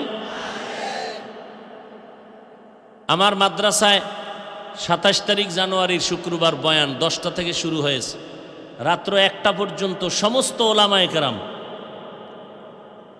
চট্টগ্রাম, সিলেট, বাংলাদেশের উল্লেখযোগ্য, সময় দিছে আধা ঘন্টা 20 মিনিট। পটিয়া মাদ্রাসার মোহতামিম সাহেব পরিচালক আসছেন 20 মিনিট। বলি হুজুর আসছে কয় মিনিট? আমি কি হুজুর 20 মিনিট করেন, টাইম নেই। বহু বক্তা পেছনে বসা, 20 মিনিট কথা বলছে।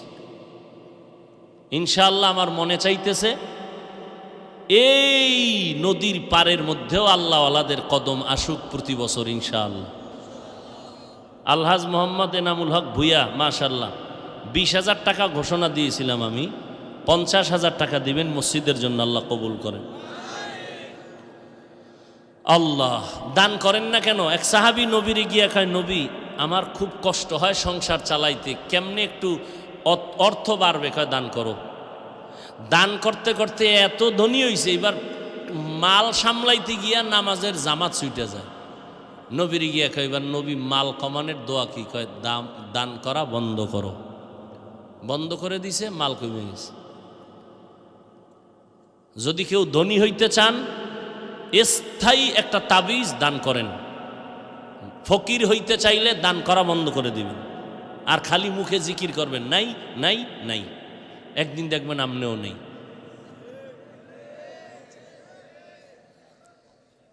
মানুষ এত নষ্ট, হসপিটালে গেলে জমিন বিক্রি কইরা ডাক্তার দেখায় আসেন, লাখ লাখ টাকা কুয়াইব। অথচ নবী কয়, তোর ঘরে গজব আসছে বড়, একটা গরু মান্নত কর, একটা ছাগল মান্নত কর, কোরআন শরীফ পড়নেওয়ালা নিষ্পাপ বাচ্চাদেরকে খাওয়া, দোয়া করবে তাহাজ্জুদের সময়, আল্লাহ পাক কোটি টাকার বরকত দিবে একটা দোয়া। চিন্তা করে, একটা খাসি 14,000। কয় হুজুর একটা মুরগি দিলে হয় না? একটা মুরগি দিলে হয় না? হুজুর চিন্তা করছে একটা মুরগি দিবে ভালো। উম্মা কিছুক্ষণ পর কয় ফার্ম, দেশিও দিবে না, দাম বেশি। এর নাম বাঙালি।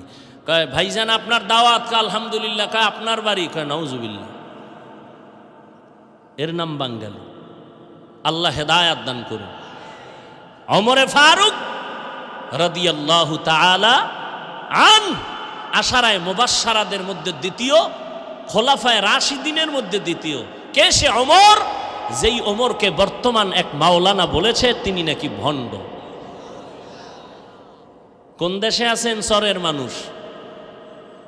আল্লাহরে নিয়ে কবরে যাইতে পারবেন দূরের কথা, বেঁচে থাকতে পারবেন কিনা কঠিন। কারণ মাওলানায় যদি ওমরে ফারুকরে ভণ্ড কয়, তো আপনাদের উপায় কি? মাওলানা সাহেব বলতেছে কোরআন শরীফ পুরাটা ঠিক না, কিছু ভেজাল আছে। এ কিন্তু ইদানিং এর খবর। এক মাওলানা বলতেছে কালেমা কুফুরি, বন্ধ করে দাও। কোথায় যাবেন? আল্লাহ সারাইছে আমগো চরমনাই দেওবন্দি তাবলিগলা কোনো মাওলানা কয় নাই, তাইলে উপায় আছিল না। বড় আফসুস, ওমরে ফারুক তাকে ভণ্ড বলে মাওলানা। কেন? কয় তিনি 20 রাকাত তারাবি চালু করেছেন, এজন্য তিনি ভণ্ড।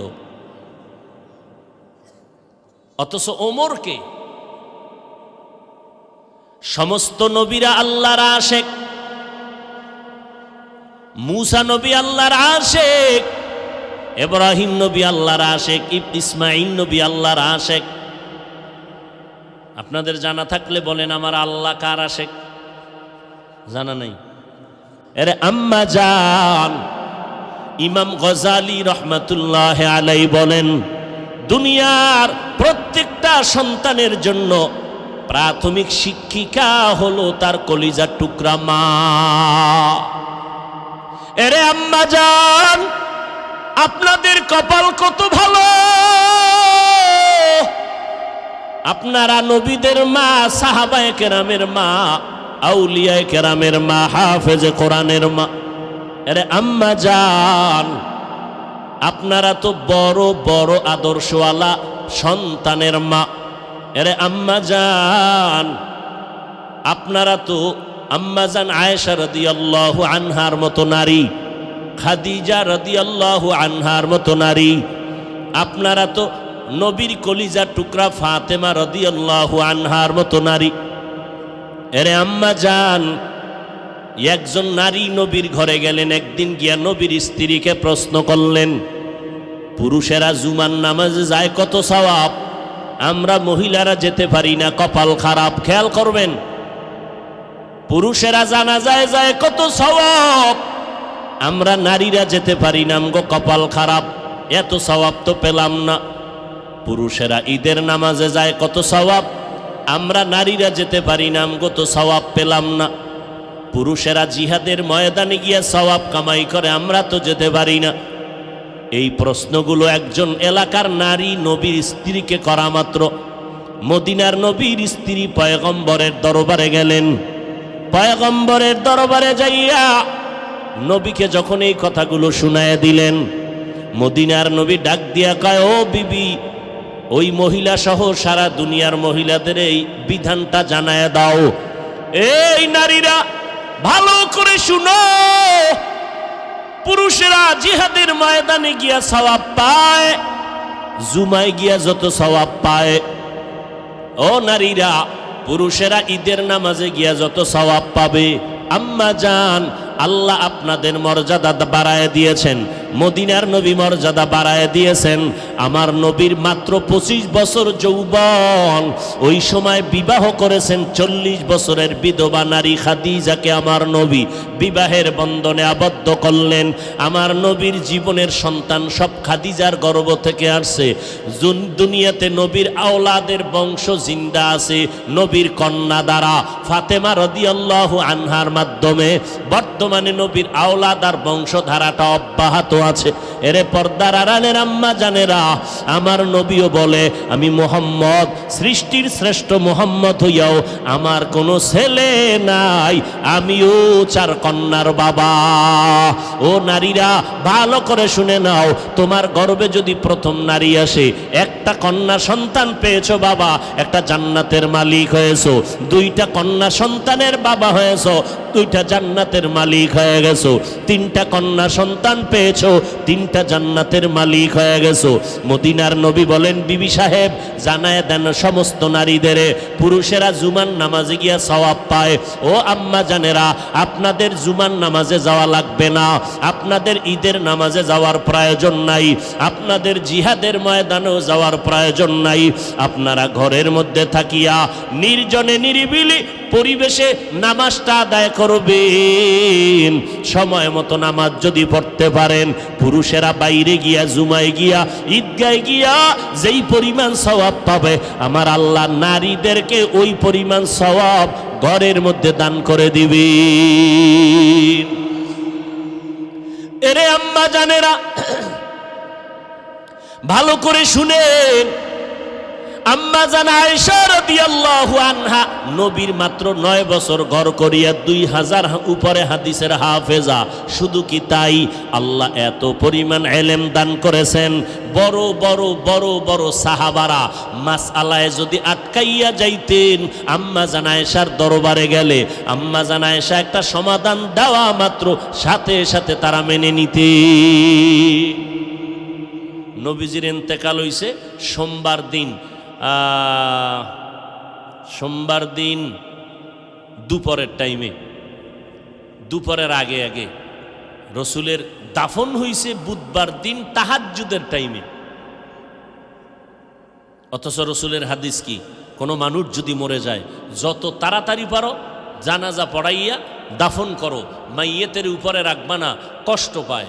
যেই কথা রসুল বললেন, রসুলের দাফনে 3 দিন দেরি হলে কেন? সোমবার দুপুরে রসুলের ইন্তেকাল, বুধবার রাত যাইয়া তাহাজ্জুদের টাইমে দাফন। বড় বড় 2টা কারণে রসুলের দাফনে সমস্যা ছিল। ওই 2টার সমাধান একটা দিছেন আবু বকর সিদ্দিক, আম্মা জান আয়েশা রাদিয়াল্লাহু আনহার বাবা। আর এক কঠিন সমস্যার সমাধান দিয়েছেন আম্মা জান আয়েশা রাদিয়াল্লাহু আনহা। এরপরে দাফনের ব্যবস্থা হয়েছে। ওই সমস্যা কি ছিল, এগুলো বলতে গেলে আরো 2 ঘন্টা সময় অন্যদিকে চলে যাব। ভাইরা আমার, এরে আম্মা জানেরা, ওই আল্লাহর বান্দা ওমরে ফারুকের সামনে দাঁড়ায় কান্না করে, পয়গম্বর আমার ঘরে একজন বিবি আর আমি স্বামী, আর কেউ নাই। আল্লাহর কুদরত, আল্লাহর কাছে কান্না করেছি, আল্লাহ আমার স্ত্রীর গর্ভে একটা নেককার সন্তান দাও। আমি কান্না করে করে আল্লাহর কাছে নামাজে দোয়া করেছি, আল্লাহ আমার স্ত্রীর গর্ভে একটা নেককার সন্তান দান করেছেন। আমার স্ত্রীও নেককারিনী, নামাজ বন্ধ নাই, বেপরদার একটা সেকেন্ডও কোথাও যায় না, ঘরের মধ্যে থেকে থেকে দোয়া করে। এরে নবীর উম্মতের দল, স্বামীর জন্য দোয়া করা নারী বড় ভাগ্যবতী নারী। ওই ঘরটা হবে জান্নাতের বাগান। ও মিয়া, টাকা তো কোটি কোটি টাকা কামাই করিয়াও খাইতে পারে না, ঘুমাইতে পারে না। আর অনেক গরিব আছে শান্তিতে আরামে খায় আর ঘুমায়, কোনো পেরেশানি নাই। এক হাতে তালি বাজে না, বিনা বাতাসে নদীর পানি যেমন নড়ে না। স্বামী আর স্ত্রীর মন যদি এক না হয়, ওই সংসারে জান্নাতের ফুল ফুটে না। আল্লাহর বান্দি দোয়া করে, স্ত্রীর গর্ভে বাচ্চা এসে গেছে, দুনিয়াতে আসার বাকি কয়েকদিন, কয়েক মাস মাত্র, অল্প কয়েকদিন। হঠাৎ করে আমার কানের মধ্যে আওয়াজ, জিহাদের ময়দানে যেতে হবে, তৈয়ার হয়ে যাও। বেঈমানেরা যেইভাবে মুমিনের পেছনে লেগেছে, ঘুমাইয়া থাকার সময় নাই, রেডি হইয়া যাও, যুদ্ধে যেতে হবে। মুমিন এবার চিন্তায় পড়ে গেছি। ওমরে ফারুক শুনতেছেন, এমন পেরেশান হয়ে গেলাম, আমার স্ত্রী একা, পাহারা দেওয়ার কেউ নাই, আবার আমার স্ত্রীর গর্ভে বাচ্চা। এই অসুস্থতা অবস্থায় কেমনে আমি জিহাদের ময়দানে যাব? এই ঘুমাইতেছেন নি আপনারা? কাম সারা কাজে পুরা নস করেন তো, আমরা একটু রেস্ট নিয়ে আপনি চালায় যান। আল্লাহ হেদায়াত দান করুন। যাব আর একটু সামনে যাব, আল্লাহ কবুল করেন। আর ওজোরে বলেন হা। ওমরে ফারুক ঘটনা শুনতেছেন। ঘটনার বিবরণ দানকারী সাহাবী যায়েদ বিন আসলাম রাদিয়াল্লাহু আনহু। ওই লোকটা বলে, পয়গম্বর, আমি স্ত্রী গর্ভধারিণী, বাচ্চা অন্ত পেটের মধ্যে, আবার অসুস্থ, আবার ঘরে পাহারা দেওয়ার কেউ নাই, ওদিকে জিহাদের ডাক আসছে, এখন আমি কি করব? মনে মনে মোটামুটি রেডি হয়ে গেলাম, আমার স্ত্রীর হক আদায় করব, আমি যুদ্ধের ময়দানে যাব না, আমার স্ত্রীকে পাহারা দেওয়ার কেউ নাই। এইভাবে মোটামুটি একটু সিদ্ধান্ত নিব প্রায়। এমন এক সময় আমি বাড়ির মধ্যে গেলাম, আমার স্ত্রী আমার চিন্তিত মনটা দেখা আমাকে একটু জিজ্ঞাসা করলেন, স্বামী আমার এত পেরেশানি কেন হলেন? বলে, এই হালাত, যুদ্ধের ময়দানের ডাক এসে গেছে। স্ত্রী বলে, স্বামী আমার পেরেশান হবেন না, আল্লাহকে রাজি কইরা চললেই আল্লাহ আমাদের শান্তি দিবে। আর আপনাদের ম্যাডামদের খবর কি? আজান হয়ে গেছে, ঘরের মধ্যে কাজ আছে, নামাজের কথা পড়ে, আগে আমাকে মার্কেটে নাও, নামাজ পড়ে আগে আমার মনের আশাটা পূরণ করে দাও। শান্তি দেওয়ার মালিক আমার আল্লাহ। ওর মা, পর্দার আড়ালের আম্মা জানেরা, এই জন্যই তো পয়গম্বর বলেন, যেখানে বিয়া করবা, বিবাহের আগে দেখবা ওই ঘরের মা নামাজিনী, কোরআন পড়নেওয়ালানি, যার কলিজার মধ্যে কোরআন আছে, ওই ঘরটাই হবে জান্নাতের বাগান। এরে নবীর উম্মতের দল, আল্লাহর এক বান্দি একটা বাচ্চা নিয়ে আসে ঘরের মধ্যে, সাহাবী, পয়গম্বরের কলিজার সাহাবী, যুদ্ধের ময়দানে হাজির। ছোট ভাঙ্গা ঘরে স্ত্রী সন্তান নিয়ে আছে, একটা ছোট্ট বাচ্চা নিয়ে যুদ্ধ চলতেছে, বাড়িতে আসবে ভাব। রাতের বেলা স্বামী যুদ্ধের ময়দান থেকে ঘরে আসছেন, নবীর সাহাবী, কলিজার সাহাবী। এদিকে যুদ্ধের থেকে বাড়িতে আসার আগেই আল্লাহর বান্দির সন্তান দুনিয়া থেকে বিদায় নিয়ে চলে গেল। আল্লাহর বান্দি এত সবেরা, বাচ্চাটারে সুন্দর মতো বিছানায় শোয়াই একটা কাপড় দিয়ে রাখছে, মনে হয় আরামে ঘুমায়। গভীর রাতে স্বামী ঘরের মধ্যে হাজির, স্ত্রী মনটা হাসি খুশি অবস্থায় দরজা খুলল। স্বামীরে বুঝতেও দেয় না যে আমার ঘরের মধ্যে কোনো দুর্ঘটনা, মুসিবত, কোনো পেরেশানি যেন বুঝতে না পারে। কারণ স্বামী বাইরে কষ্ট করে, খানা নাই, ঘুম নাই, কত স্বামী বাইরে কামাই করতে গিয়ে মানুষের সাথে ঝগড়া করে। আমার আম্মা জানেরা যদি বুঝতে পারতেন, তাহলে কোনো স্বামীর সাথে খারাপ আচরণ করতেন না। আল্লাহর বান্দি দরজা খুলে দিলেন, সালাম দিলেন, খানার আয়োজন। কথার মধ্যে আল্লাহর বান্দা সাহাবী বলে, এই আমার ছেলেটা কই রে?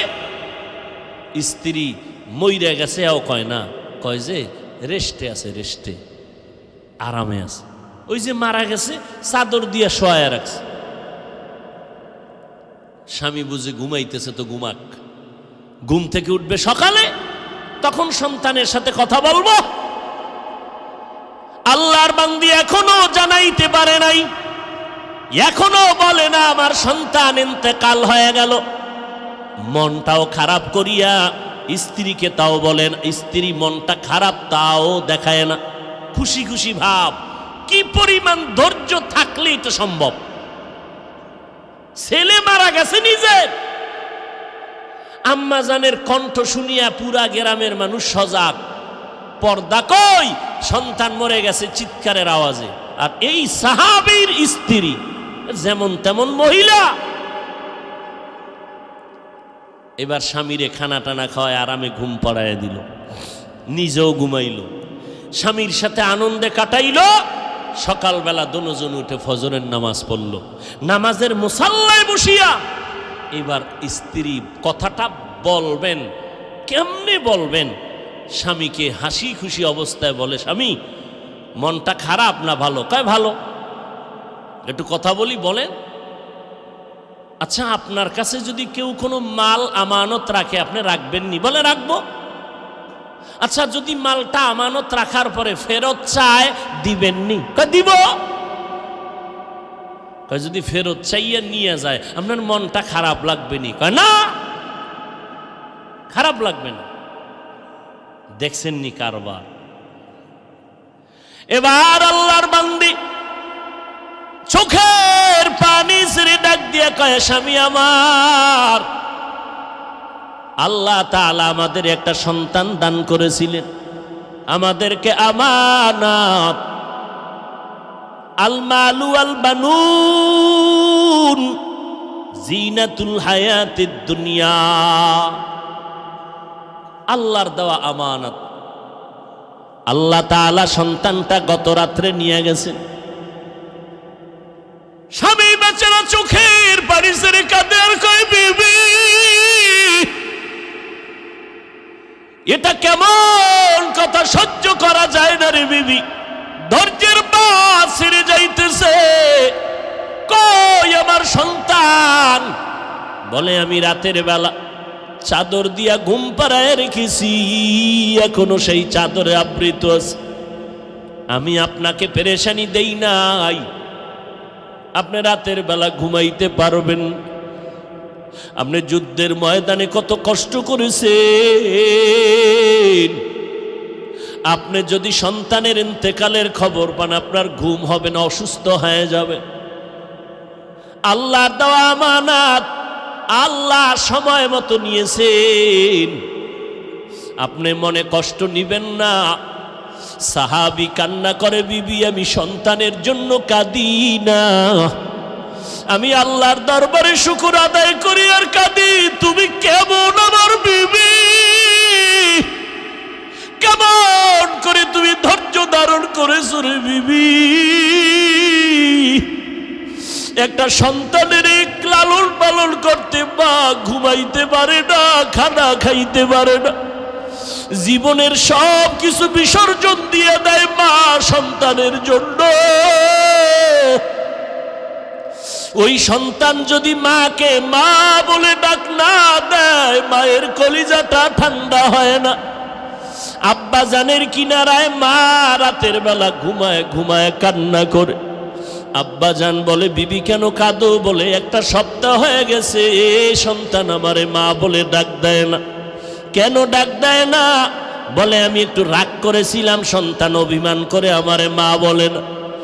আমার বাবা বলে, বিবি তুমি কষ্ট পেও না, তুমি টাইম মতো খানা খাওয়ার ঘুমাও, সন্তান বুঝে আসবে, ক্ষমা চাইয়া তোমারে মা বলে ডাকবে।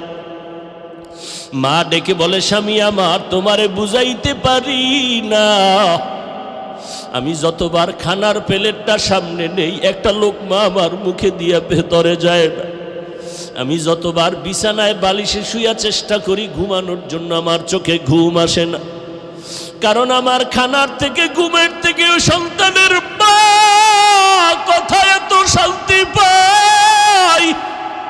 সন্তান যখন কলিজা ভরে মুখ দিয়ে একটা মা বলে ডাক দেয়, আমি মায়ের কলিজা ঠান্ডা হয়ে যায়। আজকে একটা সপ্তাহ হয়ে গেল আমার সন্তান আমাকে মা মা বলে ডাক দেয় না। আমি সহ্য করতে পারি না রে স্বামী। কই আমার গোসল, কই আমার খানা, কই ঘুম? ও নাজিরপুরের সন্তানেরা, কই মাকে হারাইছো, কই বাবারে হারাইছো?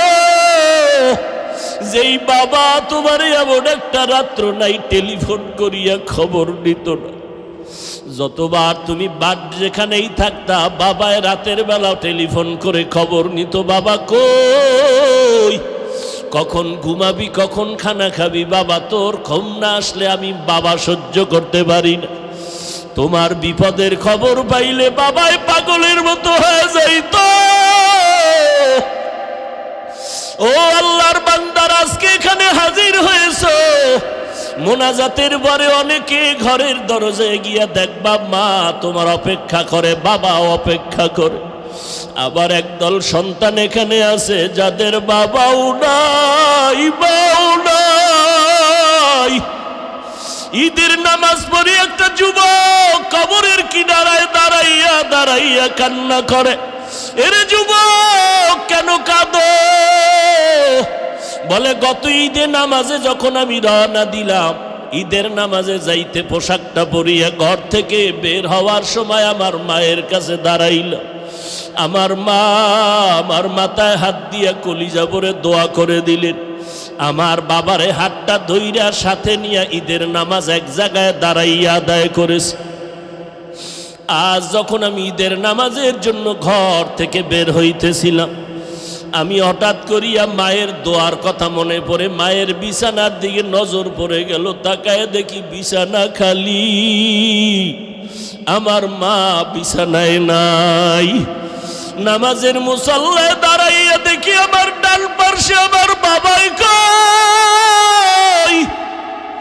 আমার বাবাই তো আমার পাশে আজকে দাঁড়াইল না। কই আমি আজ এতিমের মতো হয়ে গেলাম, কে আমার একটু মাথায় হাত দিয়ে দোয়া দিবে রে যুবক? ও যুবকেরা, ওই মা বাবার দোয়া ছাড়া তুমি পরীক্ষায় ভালো নাম্বার পাও নাই। ওই মা বাবার চোখের পানি আর দোয়া ছাড়া আমি হাফিজুর রহমান চেয়ারে বসতে পারি নাই। ওই মা বাবার চোখের পানি আর দোয়া ছাড়া তুমি মাওলানা মুফতি হইতে পারো না রে যুবক। ওই মা বাবার দোয়া ছাড়া তুমি টাকার মালিক, বাড়ি গাড়ির মালিক, সম্মানের চেয়ারের মালিক হতে পারো নাই। ওই মায়ের কথা মনে যদি থাকে যুবক, ওই মায়ের কথা বলিয়া কে কাঁদাইছো? পায়ে হাত রেখে বলি, যা যদি মা বেঁচে থাকে পাও ধরিয়া ক্ষমা নাও। কারণ মায়ের চোখের পানি ছাড়া তুমি আজকে টাকার মালিক হতে পারো নাই। ওই মাকে ধমক দিয়া কত চোখের পানি ফালাইছো রে সন্তান। ওই মা তোরে যদি দোয়া না করে তোর জন্য জাহান্নাম হারাম হয়ে যাবে। ওই বাবারে ভুলিয়া কেমনে আরামে ঘুমাও? ওই মাকে ভুলিয়া কেমনে আরামে ঘুমাও? ও যুবক, এত নিষ্ঠুর কেন হইলি? চোখেও কি একটু পানি আসবে না রে বাবা?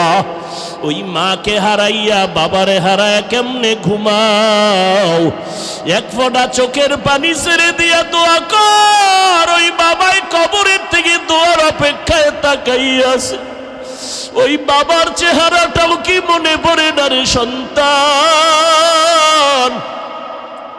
ওই মায়ের চেহারাটাও কি মনে পড়ে না রে সন্তান? এত নিষ্ঠুর কেন হইলি রে বাবা?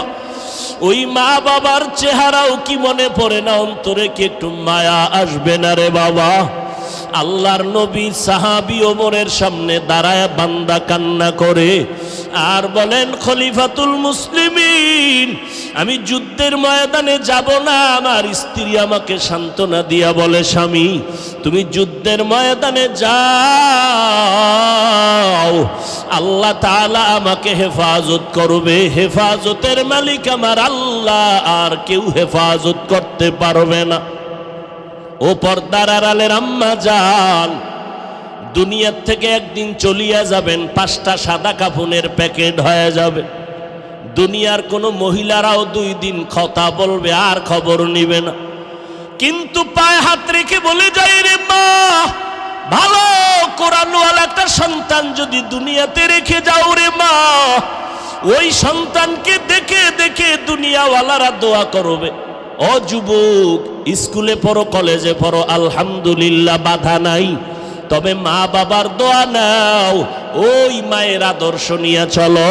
এরে আম্মা জান, এই দুনিয়াতে ভালো ভালো সন্তান হওয়ার পেছনে মায়ের অবদান, মায়ের আদর্শ। এরে আম্মা জানেরা, ও আব্বা জানেরা, কলিজা ভরিয়া দোয়া করিয়া সন্তানকে ডাক্তার বানাবেন, তবে বেয়াদব বানাবেন না। সন্তানটাকে ইঞ্জিনিয়ার বানাবেন, তবে অনুরোধ বেয়াদব বানাবেন না। সন্তানটাকে আপনি একজন প্রফেসর বানাবেন, তবে অনুরোধ বেয়াদব বানাবেন না। আপনাদের আদর্শ দিয়া সন্তানকে মানুষ বানাইয়া যাবেন, আল্লাহর কোরআনটা সিনায় ঢুকাইয়া দিয়া যাবেন রে মা বাবারা। সন্তান যদি ডাক্তার হয় আর কোরআন পড়নেওয়ালা হয়, আপনাদের জন্য কলিজা ভরে কবরের কিনারায় কোরআন পড়ে দোয়া করবে, এলাকার মুরব্বীরা দোয়া করবে। মা দুনিয়ার থেকে মরিয়া গেল, একটা ভালো সন্তান রাখিয়া গেছে, ওই সন্তানের ব্যবহারে আলেমরা খুশি হবে, মুরব্বীরা খুশি হইয়া দোয়া করবে। শুধু সন্তান দোয়া পাবে না, আপনার ভালো সন্তানের কারণে আপনি মাও কবরে বসে বসে দোয়া পাইতে থাকবেন রে আম্মা জান। আল্লাহর বান্দি দোয়া করে দিল স্বামীর জন্য। স্বামী বলে, ও খলিফাতুল মুসলিমিন, আমি আমার স্ত্রীর সান্ত্বনার বাণী পাইয়া আমি যুদ্ধে যাওয়ার জন্য রেডি হয়ে গেলাম। যুদ্ধের প্রস্তুতি নিয়ে যখন বের হব, ঠিক এমন সময় আমার স্ত্রী আমাকে আবার একটা পরামর্শ দিল, ও স্বামী আমার, তুমি আমাকে ঘরে একা রেখে যাইতেছো, 2 রাকাত নামাজটা পড়িয়া দোয়া করিয়া যাও, আমার গর্ভে একটা বাচ্চা আছে, আল্লাহর কাছে দোয়া করো হেফাজতের জন্য। খলিফাতুল মুসলিমিন ওমর, আমার স্ত্রী আমাকে পরামর্শ দেওয়া মাত্র আমি সুন্দর করিয়া ওযু বানাইয়া নামাজের মুসাল্লায় দাঁড়াইয়া নামাজ 2 রাকাত পড়িয়া মালিকের দরবারে হাত উঠাইয়া কান্না করে বললাম, ও আল্লাহ, আমার স্ত্রীর গর্ভে বাচ্চা, তুমি হেফাজত করিও, আমার স্ত্রীর বাচ্চাটারে তুমি হেফাজত করিও রে আল্লাহ। আমি তোমার রাস্তায় বের হয়ে গেলাম। দোয়াটা করিয়া যখন বের হয়ে গেলাম, আমার স্ত্রী দরজা বন্ধ করে দিল। আমি যুদ্ধের ময়দানে চললাম। আমার বাড়িতে পাহারাদার কেউ নাই, তবে একটু পার্শ্বে একটা ঘর আছে, আমার চাচাতো ভাইয়ের ঘর। আমি যুদ্ধ পরিচালনা করিয়া শাহাদাতের তামান্না নিয়ে গাজী হইয়া বাড়িতে রওয়ানা। দীর্ঘদিন যুদ্ধ চলার পরে বাড়ির দরজায় যখন ঢুকতেছি, কেমন যেন আমার শরীরের মধ্যে একটা কম্পন শুরু হয়ে গেল। আমার শরীর কেমন যেন বরফের মতো ঠান্ডা হয়ে গেল। ভাবতে পারলাম ঘরের মধ্যে কি না জানি ঘটনা হইতেছে। আমি আস্তে আস্তে কদম বাড়াইয়া ঘরের মধ্যে যখন ঢুকতে শুরু করলাম, বাড়ির আঙ্গিনা পাড়াইয়া ঘরের দরওয়াজায় গিয়া দাঁড়াইয়া দেখি আমার ঘরের দরওয়াজা বাহিরে তালা লাগানো। আমি বারবার সালাম দিলাম, ঘরওয়ালারা দরজা খুলো, আসসালামু আলাইকুম ইয়া আহলাল বাইত, ও ঘরওয়ালারা তোমাদের উপরে সালাম। কিন্তু ভেতর থেকে কোনো আওয়াজ নাই। এই আমি যখন চিৎকার দিলাম, কেউ কি ঘরে নাই, হঠাৎ করে দেখি আমার চাচতো ভাই ঘর থেকে বের হয়ে গেল। আমার চাচতো ভাই আসতে না আসতে দেখি চাচতো ভাইয়ের চোখের কোঠায় পানি দেখা যায়। আমার চাচতো ভাইকে বললাম, কই আমার বিবি কই, তুই কেন কাঁদো? আমার চাচতো ভাই বলে, ভাইজান, তোমার স্ত্রী তুমি যাওয়ার পর হঠাৎ করে অসুস্থ হয়ে মারা গেল। তাই নাকি? বলে, হ্যাঁ, আমরা সাথে সাথে দাফন কাফনের ব্যবস্থা করেছি। ঘরের মধ্যে তালা লাগায় দিলাম।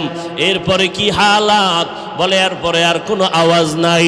এবার আল্লাহর বান্দা বলে, খলিফাতুল মুসলিমিন, আমি নিজেরে কন্ট্রোল করতে পারতেছি না। সন্ধ্যা ঘনিয়ে আসলো, আমি বললাম, এ ভাই চল আমার স্ত্রীর কবরটা কোথায় দেখব। আমি আমার চাচতো ভাইকে সাথে নিয়া কবর দেখার জন্য যখন আমি হাঁটতেছি, বাড়ির পেছনে বাঁশবাগান, যখন আমি কবরের দিকে রাতের অন্ধকারে ঢুকতেছি সন্ধ্যার পরে, হঠাৎ যত আগাই ততই দেখি আলো। বাগানের ভিতরে এত সুন্দর আলো জ্বলতেছে, কিসের বাতি? ভাইটাকে জিগাইলাম, কোনো বাতি লাগাইছো? কয়, খোদার কসম কোনো বাতি লাগাই নেই। ও আল্লাহর বান্দারা, ভালো করে শুনো, এমন সন্তানের মা বাবা হইয়া কি লাভ হবে? যেই মা বাবারে সন্তান সালাম দিবে না। এমন সন্তানের মা বাবা হইয়া কি লাভ হবে? যেই সন্তান মা বাবার খেদমত করবে না। এমন মা বাবার সন্তান দুনিয়াতে রেখে কি লাভ হবে রে মা ও বাবাজিরা? যেই সন্তান তোমার ইজ্জত নষ্ট করবে, মায়ের ইজ্জত নষ্ট করবে রে বাবা। এবার আল্লাহর বান্দা বলে, আমি যত কবরের দিকে আগাই দেখি কবরের উপরে আলো জ্বলতেছে। আলোটা দেখতেছি ডাইরেক্ট উপর দিকে গিয়া পুরা আসমানটা আলোকিত হয়ে গেল। আমি হঠাৎ কবরের কিনারায় গিয়া দাঁড়াইয়া দেখি কবরের ঠিক মধ্যখান থেকে একটা বাতি জ্বলতেছে, কিন্তু বাতিটার কোনো আকৃতিও খুঁজে পাই না, শুধু আলোই দেখতেছি। এবার চাচতো ভাইকে বললাম, এখানে আলো আসলো কোথার থেকে? বলে, জানি না। যেদিন আমরা দাফন করিয়া গেলাম এর কয়েকদিন পর থেকেই দেখি কবর থেকে আলো জ্বলতেছে। এবার আমি চিন্তা করলাম, আলোটা কেন জ্বলে? আমি কবরটার মাটি উঠাইয়া ভেতরে দেখব। আমার চাচতো ভাইটাকে বললাম, রে ভাই, কবর খনন করার হাতিয়ার যন্ত্র নিয়ে আসো, আমি কবরটা খনন করে দেখব। আমার ভাইটা যখন ঘরের দিকে রওনা দিয়া চলে যাইতেছে, আমি এদিকে দাঁড়ায় আছি আর চোখের পানিগুলো পড়তেছে। তার আমার ভাই যন্ত্র আনতে না আনতে আমার ভাই ঘরের মধ্যে যাইয়া পৌঁছতেও পারে নাই। আমি নজর করে দেখি কবরটা মাঝখান দিয়া ফাঁকা হয়ে গেছে। আমি একটু নজর দিয়ে দেখি আমার স্ত্রীর বুকের উপরে ওই সন্তানটা খেলাধুলা করতেছে, আর ওই সন্তানের ফুটন্ত আলোটা উপরের দিকে যাইতেছে। আমি এবার সন্তানটাকে ধরার জন্য একটু চিন্তা করতেছি, হঠাৎ করে গাইবি আওয়াজ, কে যেন আমাকে বলে, ভেতরে নাম। ওই সন্তানটারে কোলের মধ্যে জড়াইয়া তাড়াতাড়ি বের হয়ে যাও। আমি নিচে নামার পর ওই সন্তানটাকে কোলের মধ্যে জড়াইয়া উপরে উঠতেছি। আবার আওয়াজ, কে যেন আমাকে গাইবি আওয়াজ দিয়া কয়, এই আল্লাহর বান্দা, যুদ্ধের ময়দানে যাওয়ার সময় নামাজে দাঁড়াইয়া আল্লাহর কাছে দোয়া করেছিলি স্ত্রীর গর্ভের বাচ্চাটারে হেফাজত করো, সাথে সাথে আরশে আজিমে তোর দোয়া কবুল হয়ে গেছে। ওই সময়ে যদি বাচ্চাটার হেফাজতের দোয়ার সাথে সাথে বাচ্চার মা তোমার স্ত্রীর কথাও বলতা, আল্লাহ স্ত্রীটাকেও হেফাজত করতেন। খলিফাতুল মুসলিমিন, আমার মাওলা পাকের কুদরতের থেকে এই বাচ্চাটা আমি পেয়েছি। জীবনে যদি কবরস্থানে যাইতাম না, ওই বাচ্চাটারে পাইতাম না। এরে পর্দার আড়ালের মা, ও বৃদ্ধ বাবাজি, সন্তান তো ঘরে ঘরে অভাব নাই, তবে কয়জনার সন্তান আছে মা বাবারে দেখলে সালাম দেয়? কয়জন সন্তানের মা বাবা আছেন সন্তানের ব্যবহারে এলাকার মানুষ খুশি হইয়া দোয়া করে? ওই সন্তানের মা কি হইতে পারছেন যেই সন্তান কবরের কিনারায় দাঁড়ায় কোরআন পড়ে? এমন একটা সন্তানের মা বাবা কি হইতে পারলেন যেই সন্তান মা বাবার জন্য জীবনটা কোরবান করে দিতে চায়? এখনো যদি না পারে, পারেন, আল্লাহর কাছে আপনাদেরও দায়ী আছে, দোয়া করা দরকার। চোখের পানি ছেড়ে আল্লাহকে বলেন, আল্লাহ এমন সন্তান দিও না যেই সন্তানের কারণে মা বাবার ইজ্জত নষ্ট হবে। ও আল্লাহ, আমার সন্তান ডাক্তার হবে আলহামদুলিল্লাহ, ইঞ্জিনিয়ার হবে আলহামদুলিল্লাহ, তবে আল্লাহ তোমারে যেন ভুলিয়া না যায়। ও আল্লাহ, তুমি আমারে এমন সন্তানের মা বাবা বানাও, আমার সন্তান যেন কবরের কিনারায় গিয়া দোয়া করে, আমার সন্তান যেন জানাজার ইমামতি করতে পারে, আমার সন্তানের লেখাপড়ার আদব দেখিয়া যেন শিক্ষকরা দোয়া করে, আমার সন্তানের আচরণে যেন এলাকার মুরব্বীরা দোয়া করে, আমার সন্তানের আচরণে যেন এলাকার আলেমরা দোয়া করে। এমন একটা সন্তানের জন্য যদি কান্না করে দোয়া করে রে মা, এখনো সময় আছে, চোখের পানি ছেড়ে আল্লাহর কাছে বলতে থাকো। আমার আল্লাহ বলে, বান্দা পেছনে অপরাধ করেছো, আজকে তুমি মা বাবার আদর্শ দুর্বল হওয়ার কারণে সন্তানের আদর্শ দুর্বল হতে চলছে। আল্লাহর কাছে চোখের পানি ছাড়িয়া দোয়া করতে থাকো, আল্লাহর কাছে চোখের পানি ছেড়ে তওবা করো। ও যুবকেরা, এখনো সময় আছে, তওবা করে নাও, মা বাবার দোয়া নিয়ে সামনে আগাও। তোমার মতো যুবক স্কুল কলেজে পড়িয়াও নামাজ ছাড়ে না, নদীর মধ্যে মাছ ধরে নামাজ ছাড়ে না, রাস্তায় গাড়ি চালায় নামাজ বাদ দেয় না। বলো বাবা, তুমি কেন নামাজ পড়তে পারবা না? আল্লাহর কাছে তওবা করে চোখের পানি ছেড়ে কান্না করো। গুনার কারণে তোমার চোখটা পানি মুক্ত, দিলটা পাথর, এ কারণে তোমার কান্না আসে না। কয়দিন আর বাহাদুরি করবি রে যুবক? চোখের সামনে দেখতে দেখতে কত যুবকের হারায় ফেললাম। এখনো সময় আছে, তওবা করে নাও। স্কুল কলেজে পড়ো, যাই করো, নামাজটা বাদ দিবা না রে বাবা। পেছনের গুনাহ করিয়া থাকলে এখনই তওবা করে নাও। মনে মনে আমার আল্লাহকে ডাকো, আল্লাহ তুমি আমাকে আদর্শ যুবক বানায় দাও, কোরআন পড়ার তৌফিক দান করো, নবীর সুন্নাত অনুযায়ী চলবো, মা বাবার দোয়া নিয়ে বেয়াদবি করব না, উলামায়ে কেরামের দোয়া নিয়ে চলবো, নবীর সুন্নতের আমল করব, আর নামাজ ছাড়বো না, বেপরদায় চলবো না, মা বাবার বিরোধিতা করব না, উলামায়ে কেরামের বিরুদ্ধাচরণ করব না, নবীর তরিকায় দাড়িটা লম্বা করব, মিথ্যা কথা বলবো না, গালি দিব না, গীবত শেখায়াত করব না। কোন দিন মরণ হবে জানা নাই, আল্লাহর দরবারে খাঁটি নিয়তে তওবা করো। মরিয়া গেল আর গুনাহ করবা না। হায়াতের মালিক আল্লাহ, ইজ্জতের মালিক আল্লাহ। ওই আল্লাহর মোহাব্বত নিয়া খাঁটি অন্তরে যদি তওবা করার নিয়ত হয়, ও পর্দার আড়ালের আম্মা জান বোনেরা, নিজের সতীত্বকে ধরিয়া আল্লাহর কাছে চরিত্র হেফাজতের দোয়া করো রে বোনেরা। স্কুলে পড়ো, তোমার মতো বোন এখনো কলেজে পড়ুয়া, নামাজ পড়নেওয়ালার অভাব নাই। ও পর্দার আড়ালের আম্মা জান, সন্তানের হক আদায় করিয়া নামাজি বানায়া যান। আপনি মরিয়া গেল, আপনার কবরে সওয়াব পৌঁছতে থাকবে। আজকে জীবনটা সুন্দর করার সময় আল্লাহর কাছে 2 ফোঁটা চোখের পানি ছেড়ে তওবা করেন, আর আল্লাহকে বলেন, আল্লাহ এই ময়দানে এই মাইকের আওয়াজ যত দূর যায়, আমরা যারা হাজির আছি, আমাদের মতো গুনাহগার কেউ নাই। গুনার কারণে চোখে পানি আসে না, দিলটা পাথরের মতো শক্ত। আল্লাহর কাছে কাঁদেন আর বলেন, আল্লাহ গুনাহমুক্ত কলিজা দাও, কলব দান করো, আর নামাজ ছাড়বো না, বেপরদায় চলবো না, মা বাবারে কষ্ট দিব না, নিজের চরিত্র আর নষ্ট করব না, উলামায়ে কেরামের পরামর্শ নিয়ে নেক আমল করব, জবানের দ্বারা গালি দিব না, গীবত করব না। আল্লাহর কাছে তওবা করার যদি নিয়ত হয়, মুনাফিকি যদি না থাকে, খাঁটি তওবার নিয়তে 2টো হাত আমার আল্লাহকে দেখায় দাও। আয় আল্লাহ, সবার হাতগুলো কবুল করে নেন।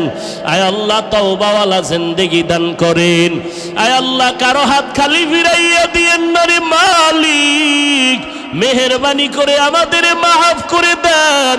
আয় আল্লাহ, মরণ পর্যন্ত সুন্নত অনুযায়ী চলার তৌফিক দান করেন।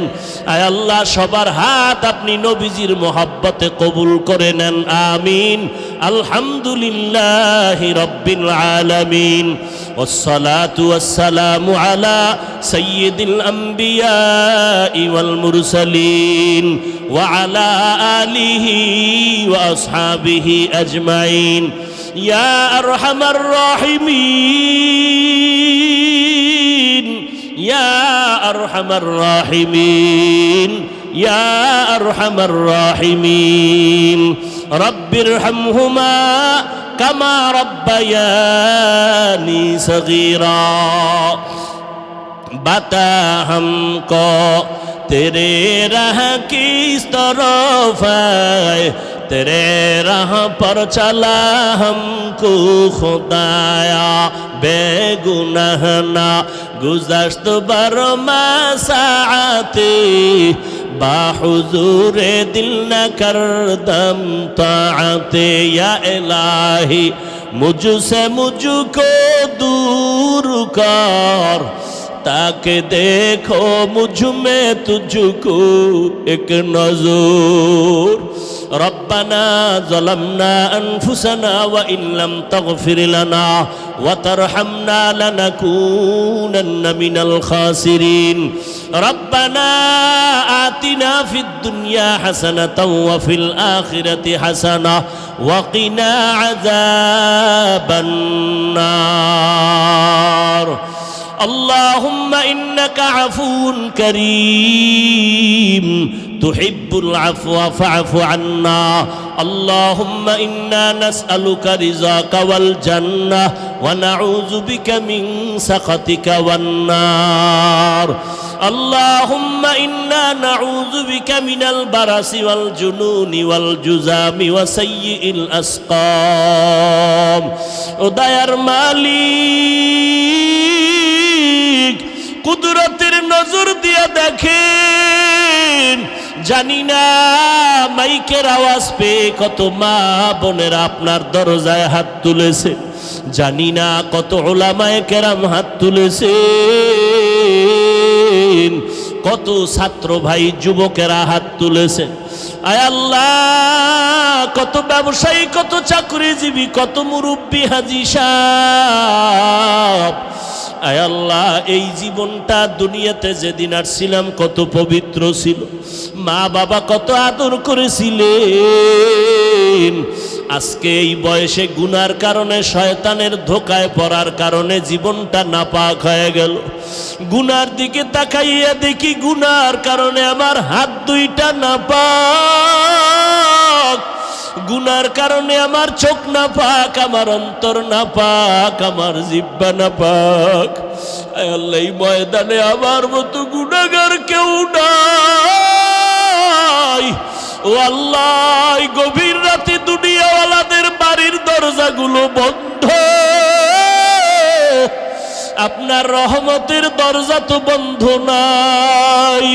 কুদরতের নজর দিয়ে দেখেন, উলামায়ে কেরামরা হাত উঠাইয়া কি চায়, মুরব্বীরা, যুবকেরা, ছাত্র ভাইরা কেন হাত তুলিয়া কি চায় জানি না। পর্দার আড়ালের মা বোনেরা কেন হাত তুলেছেন। আয় আল্লাহ, আমরা সবাই জাহান্নামের থেকে ক্ষমা চাই, জীবনের গুনাহ থেকে মুক্ত জীবন চাই। আয় আল্লাহ, তওবার নিয়ত করেছি, আর গুনাহ করব না রে আল্লাহ। আয় আল্লাহ, আপনি যদি গুনার কারণে বেজার হইয়া আমাদের ফিরাইয়া দেন, আয় আল্লাহ, আর কোনো যাওয়ার মতো দরওয়াজা নাই রে আল্লাহ। আয় আল্লাহ, কত বড় বড় গুনাহগারেরও তো মাফ করেছেন। আমরা তো আপনার আদরের নবীর উম্মত। আয় আল্লাহ, নবীজির মোহাব্বতে আমাদেরকে কি আপনি মাফ করবেন না রে আল্লাহ। শয়তানের ধোকায় পড়ে কতবার তওবা করলাম আর ভাঙলাম। আজকে খাঁটি তওবার নিয়তে আপনার দরওয়াজায় হাত তুলেছি, আর গুনাহ করব না রে আল্লাহ, আর গুনাহ করব না রে মালিক। মেহেরবানি করে আমাদের জীবনটাকে গুনাহ মুক্ত করে দেন আল্লাহ। এ জীবনে না করিলাম বন্দেগি, গুনাহ করে কাটাইলাম জিন্দেগি। তওবা করে আবার তওবা ভাঙ্গিলাম অবশেষে খাঁটি তওবা করিলাম অবশেষে খাঁটি তওবা করিলাম। আয় আল্লাহ, আমরা খাঁটি অন্তরে তওবা করলাম, আর গুনাহ করব না। ও দয়ার মালিক, গুনাহ নিয়ে কবরে যেতে চাই না রে আল্লাহ। দুনিয়ার গরম সহ্য করতে পারি না, মশার কামড় সহ্য করতে পারি না। গুনাহ নিয়ে কবরে গেলে মাটির চাপ, জাহান্নামের আগুন সহ্য করার শক্তি নাই রে আল্লাহ। মেহেরবানি করে আমাদের মাফ করে দেন আল্লাহ। মাহফিল কবুল করে নেন রে মালিক। এই আয়োজনকারীদের কবুল করে নেন, সহযোগিতাকারীদের কবুল করে নেন। আয় আল্লাহ, এই মাঠ আপনি জান্নাতের বাগান হিসাবে কবুল করে নেন। এলাকার ঘরে ঘরে শান্তি দান করেন আল্লাহ। সারা দুনিয়াবাসীকে মাফ করে দেন। বাংলাদেশ শান্তির দেশ বানায় দেন আল্লাহ। আয় আল্লাহ, প্রশাসনিকভাবে যারা কাজ করে দিনদার বানায় দেন। সরকার বাহাদুর থেকে সকল জনপ্রতিনিধিদেরকে দিনদার বানায় দেন। আয় আল্লাহ, পর্দার আড়ালের মা বোনদের আবেদা পর্দা নিশি বানায় দেন। আয় আল্লাহ, সন্তানগুলো নেককার বানায় দেন। ও দয়ার মালিক, প্রত্যেক মা বাবাকে নেককার সন্তানের মা বাবা বানায় দেন। ও আল্লাহ, সমস্ত মাদ্রাসা মসজিদগুলো কবুল করে নেন। আয় আল্লাহ, সমস্ত শিক্ষা প্রতিষ্ঠান নবীর আদর্শওয়ালা বানায় দেন। আয় আল্লাহ, সারা দুনিয়াতে শান্তি দান করেন। ঘরে ঘরে সুন্নতের আমল জারি করে দেন। 5 ওয়াক্ত নামাজি কোরআন পড়নেওয়ালা বানায় দেন। আমার কলিজার প্রত্যেকটা যুবকের দিনদার বানায় দেন। নবীজির সুন্নতের আমলওয়ালা জিন্দেগি দান করেন। নবীজির রওজা বাইতুল্লাহ জিয়ারতের তৌফিক দান করেন। আয় আল্লাহ, আমরা যারা হাত তুলেছি জানি না কার মা নাই, কার বাবাও নাই। অন্ধকার কবর থেকে দোয়ার অপেক্ষায় সন্তান, ওই মা বাবার জন্য কি একটু দোয়া করতে পারো না? ও আল্লাহ, গুনার কারণে দিলটা পাথর, চোখে পানি নাই, কান্নাওয়ালা চক্ষু দান করেন আল্লাহ। মেহেরবানি করে সবার কবর জান্নাতের বাগান বানায় দেন। আয় আল্লাহ, বীর মুক্তিযোদ্ধা মরহুম মোশারেফ হোসেন শিকদার, আয় আল্লাহ, দুনিয়াতে নাই, এই বেহেশতের বাগানের সব সওয়াব তার কবরে পৌঁছাইয়া দেন। এই এলাকার সমস্ত কবরের আযাব আপনি মাফ করে দেন আল্লাহ। আয় আল্লাহ, তার রেখে যাওয়া আমানত আপনি কবুল করে নেন। কিয়ামত পর্যন্ত হকের উপরে কায়েম দায়েম রাখেন আল্লাহ। আয় আল্লাহ, তার সন্তানগুলো দিনদার বানায় দেন। আয় আল্লাহ, তার জীবনের দিনের খেদমতগুলো কবুল করে নেন। আয় আল্লাহ, মেহেরবানি করে সবার কবর জান্নাতের বাগান বানায় দেন। আম্বিয়ায়ে কেরাম, সাহাবায়ে কেরাম, শুহাদায়ে কেরাম, আউলিয়ায়ে কেরাম, আসাতেজায়ে কেরামদের কবরের মাকাম জান্নাতে উঁচু। যারা বেঁচে আছেন দীর্ঘ নেক হায়াত দান করেন। আয় আল্লাহ, কত অসুস্থ রোগী দোয়া চেয়েছেন, আপনার মতো বড় ডাক্তার কেউ নাই। আপনি যদি সুস্থ করে দেন, ঔষধেরও কোনো প্রয়োজন হবে না। মেহেরবানি করে সুস্থতার নেয়ামত বাড়ায় দেন আল্লাহ। আয় আল্লাহ, দীর্ঘ নেক হায়াত দান করেন। আয় আল্লাহ, দীর্ঘ নেক হায়াত দান করেন। চলার পথে ইজ্জতের সাথে হেফাজত করেন। এলাকার ঘরে ঘরে সুন্নতের বাতি জ্বালায় দেন। আয় আল্লাহ, প্রত্যেকের মধ্যে হেদায়েতের নূর দান করেন আল্লাহ। 5 ওয়াক্ত নামাজি কোরআন পড়নেওয়ালা বানায় দেন। আয় আল্লাহ, সমস্ত মুরব্বীদেরকে আপনি সুস্থতার নেয়ামত দান করেন, নেক আমলের তৌফিক দান করেন। আয় আল্লাহ নবীজির মুহাব্বতে আমাদের কবুল করে নেন, উলামায়ে আহলে হকের বিজয় দান করেন, বাতিলের মোকাবেলায় বিজয় দান করেন।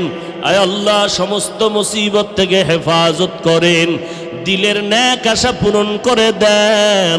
আমাদের সন্তানগুলো